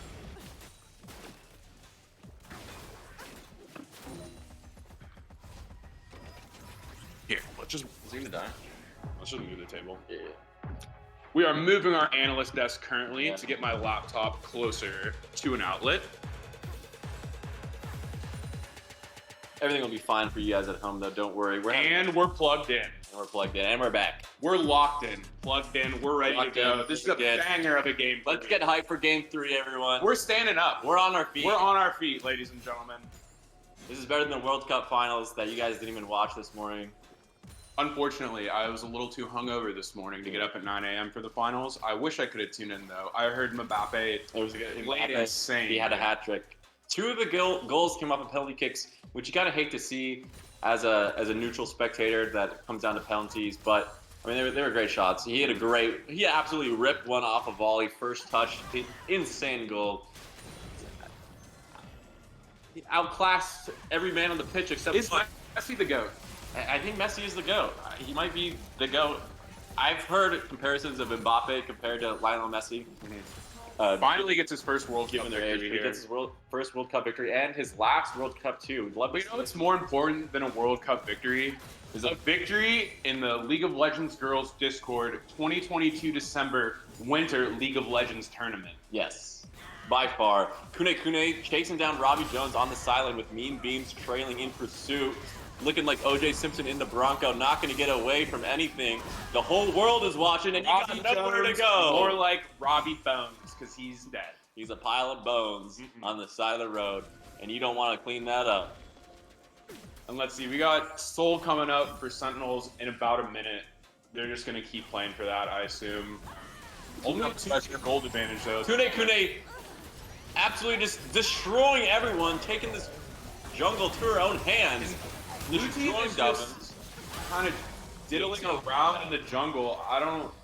Not sure just what not Band too Creek was coordinated doing. right here when red team is just death balling them. You know, They are getting death just playing around this Vi. This Vi is just running at everyone, hitting her cues, being aggressive, And that- playing Vi how you should play. Right. Queuing blindly over walls when you have an advantage, you have a man advantage, you just pick on the Shen. In early game, Duffin had a lot of tempo, and she realized that and didn't have a lot of KP early, but like just waited for her opportunities to make plays and really brought it back. 9-2-5 right now. Another huge shockwave. I love that Orianna skin. Boom, goes the dynamite. No sugar, no life, going down. Mean Beans tanking everything up. Edrington cannot kill. Edrington's dead to a cleaver. He's got to be careful about that. What champion can't Queen Alice play? She's performed on every pick. Her and Mean Beans. Yeah. Mean Beans just taking the turret. Robbie Jones tickling her, not doing anything. I think Robbie Jones would just die to her Sunfire Cape and auto-attacking her. A little bit of a solo lane Diffie. A little this bit game. of solo lane Diffie. Bot lane through for Sentinels not able to carry so far. Edrington. Yeah, they got that Edrington's- advantage early. But Edrington all those is- kills went on to Seraphine. Right. Edrington is on that 3 items though. And there's Soul. And there's Soul. Mountain Soul too. Mountain Soul on Mundo. On Mundo Vi. That is Yeah. going to be dangerous. That is With gonna be Soraka tough. as well. This Sentinels are extremely tanky. We do have heal cut for Team Sentinels with I wish that. you could see Graf's stats for the Fire. Mundo as well in Heartsteel. Oh, you do see Heartsteel stacks. Yeah. 400 on the Mundo, 500 on the Shen. Robbie Jones. Might not be the biggest or brightest, but he's a scrappy gym rat. Yes, exactly. And he loves to scrap, so he'll stack that thing up. And their blue team going for another Baron rush with the Sentinels. Looks like Looking they're closing in. They might get there in time. I don't- Vi's coming Kune, in. oh, and the Shockwave steals it. Miss Alice, MVP of the tournament maybe, steals the Baron. Mean Greens in the mix, utilizing that. Oh my God, what a flash from Mega Toaster into the pit to save. Edrington gonna clean up those. Doing a lot of damage. Kune has to get out of there. And a huge shutdown goes to Edrington. I mean, 3 for Queen 2. Alice is still alive though. Edrington's got to be Get the careful. banner. Edrington's got to be Forward. careful. I'm loving the play from Queen Alice. Queen Alice can keep chasing. Has that speed from Orianna W. Godlike on Orianna. Wow, what a play from Queen Alice. Steals the Baron. Edrington barely getting away there as well. He put in the work he could there, but like he just doesn't have enough frontline or peel to like get it done really. Only 3 items on him as well. Still has that Dirk. I don't know. I mean, Mundo is so fun to watch. I'm not gonna. I know love he doesn't watching get Mundo. picked a lot in actual competitive, but like, I just love how he just walked through people. He just kind of goes where he pleases, as he Yeah. says. He just walks in. That passive is so annoying to play against, but Mhm. so fun to watch other people use it. That ulti healing, and they just nerfed his base stats. I know they nerfed his MR. I'm sure they nerfed his health scaling and stuff. It doesn't matter. These disgusting preseason items are in the game. Heartsteel, Jack Show. You build either one of those, you're going to be unkillable. You're going to just completely take control of the game. This Orianna is 8-0-16. 8-0-6. Finish with her death cap now onto a blading jewel. If she gets that voice staff, she might be able to just one bang Edrington and the crew. I mean, that Shockwave W is doing at least 70% of his health bar right now. He has no resistances. And Shockwaves are not missing. The Collector on his last back too. These Shockwaves are not missing. I don't know if the Collector is going to be enough to deal with this Mundo. I would like to see a Witz or a Bork maybe against Mundo Vi. I know Kaisa expert though. I know the Dirk is important to get your evolution early on. I don't know if you finish the Dirk. I think you sell the Dirk. You sit on it for a while. I think typically you sell the Dirk later on for like a Witz or a Bork. Yeah, because Collector seems like weird to go fourth, right? Yeah, especially in Mundo Vi, but I'm not sure. Team Sentinels holding on for dear life here, protecting their base against that Baron, against that Mountain Soul too. I'm not sure how they're going to look back and get back into this game, because in game 1 they were able to win on the side lane with that Quinn from Robbie Jones, and I just don't see them winning. They don't win any 1v1s. What a Shockwave again. And they're just walking into these Shockwaves. Granted, that B skin, kind of a skin advantage, I'm not going to lie, a little pay to win. But we love a good pay to win skin. Any advantage, take it. Make your teammates suffer. Nothing can be as bad as the Star Guardian Lux skin, though. Invisible Q. Yeah, I mean, we got money on the line. We got prizes on the line. We're not $15 Kohl's gift card on the line. Yeah, we're not messing around. We're not playing for fun. We're playing to destroy and humiliate. I'm surprised Red Team didn't get it much more off that. I guess they didn't have a wave, but that Shockwave chunked 3 people there. Yeah, I don't think. I mean, they still have the pressure. Just doesn't look like they're going to be now, Almond's Croissant in the bot lane. Doesn't matter. Kune going to go on to Edrington. Edrington getting blown up. Not killed, though. Taunt's going to go off onto the Vi. Excuse me. Huge Shockwave. Queen Alice. And that might be lights out. Ban Freak, Spirit rushing away. Not going to be enough. Edrington on 1 HP. He is a KDA player, so he's going to run away and, you know, be like, hey team, like, why didn't we win that one? I was only 4 deaths. So and I think we're gonna see a Sentinels win here. Just look at the CS advantage. Shadow Isles They're up win. like 7k gold. They have soul. They'd have to mess up really hard here to throw this one. Yeah, and with as organized and well as they've been playing, I don't think we can expect to see that happen. Yeah, it's just a matter of timing. We're just waiting on the next Orianna Shockwave, and that's gonna be game over. I think. Queen Alice, no mana though. I feel like they're gonna reset here. Elder's coming up in a minute. Baron in 2 minutes. So yeah, I think you just take it slow, take it easy, and recall a reset here.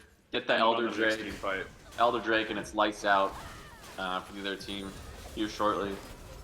Unless Sentinels can make a steal, Duffin could steal the Elder, and he's gotten a couple already. He has, so yeah. Anything can happen. Yeah, Kune kind of won more 50-50 smites as we saw in the previous games, but this is game 3. And Duffin performs under pressure. He's a clutch player. Duffin is clutch. That's one thing I'll say about Duffin. He might tilt easy, he might feed and run it down. When it's game time, he'll clutch up, and he'll make the best play possible. As we might see shortly with this Elder Steal, I think they're going to start hitting it soon. Coming up in exactly 30 seconds. Both teams just trying to get vision. Edrington looking like he has 4.5 items, finally has a Last Whisper, so maybe he can do a little more damage. No stopwatch on Edrington, though. I would have liked to see a stopwatch for this final team fight. Guess he thinks the Last Whisper might help him a little more. And they're just running down Duffin. Duffin has to ult out. Kune ults onto him with the Seraphine ulti onto Vi. I don't think that's what you want exactly. Ban Freak zoned out from the fight by Queen Alice. Queen Alice looking to go in with a huge shockwave to just end this game. Kune just trying to stay up because both objectives are going to be up here in about 30 seconds, but Red has such an advantage here. And they're forced to recall for Team Sentinels, and it should be a free Elder Drake. Look at this coordination. 5-man blast cone. Queen Alice misses it. She's blaming her team for that one. We blame the body blocking. Yeah, that Mundo is too big. Exactly. Literally too large. But that's okay. We welcome all types of bodies here. Oh, Shockwave almost takes out the Seraphine over the wall. Not even sure if she had vision. I guess she's on the vision sweep. And Kune secures it. Robbie Jones not able to steal that Elder Dragon. And that going to oh man. And then Queen Alice over the wall takes out 2. Shut down onto Edrington. And this looks like it might be lights out and game over for 3 Team dead. Sentinels. 10k gold advantage. Soul Elder. This one's over, ladies and gentlemen. What a pleasure, though. Can they end here? I don't mean to get too ahead of myself. Yeah, please. Anything's possible with Duffin on the Rift. Never mind. Queen Alice, though. I think, are we gonna, we'll discuss with our analyst desk shortly, but Our analyst I think we know who the this. MVP is. I think it might be Queen Alice this whole series. Our analyst is confirming we're giving it to Queen Alice. It was between her and Mean Beans in the top lane. But Queen Alice holding it down in that mid lane, destroying lane every game, and not just performing in lane, but performing in all sorts of different team fights, different roams, ultis, Those flashes. shockwaves were so good that last game, too. And there you have it, ladies and gentlemen. There's your 2022 Grand Finalist, North America. Give it up for Team Shadow Isles. And I think that's it for me and Reed at the caster desk. Thank you, Caster everyone, Desk. for tuning in. Thank you to Graydon Lagorda on the analyst desk as well. Thank you to the mods and everyone else that helped coordinate this. Thank you to the players, too. You guys did a great job, every single one of you. It was so fun for us. And I'm going to give it back to Ev. Thank you, everyone. Absolutely. What a fun and exciting North American tournament. Thank you guys so much. I appreciate all the watches. It has been fantastic.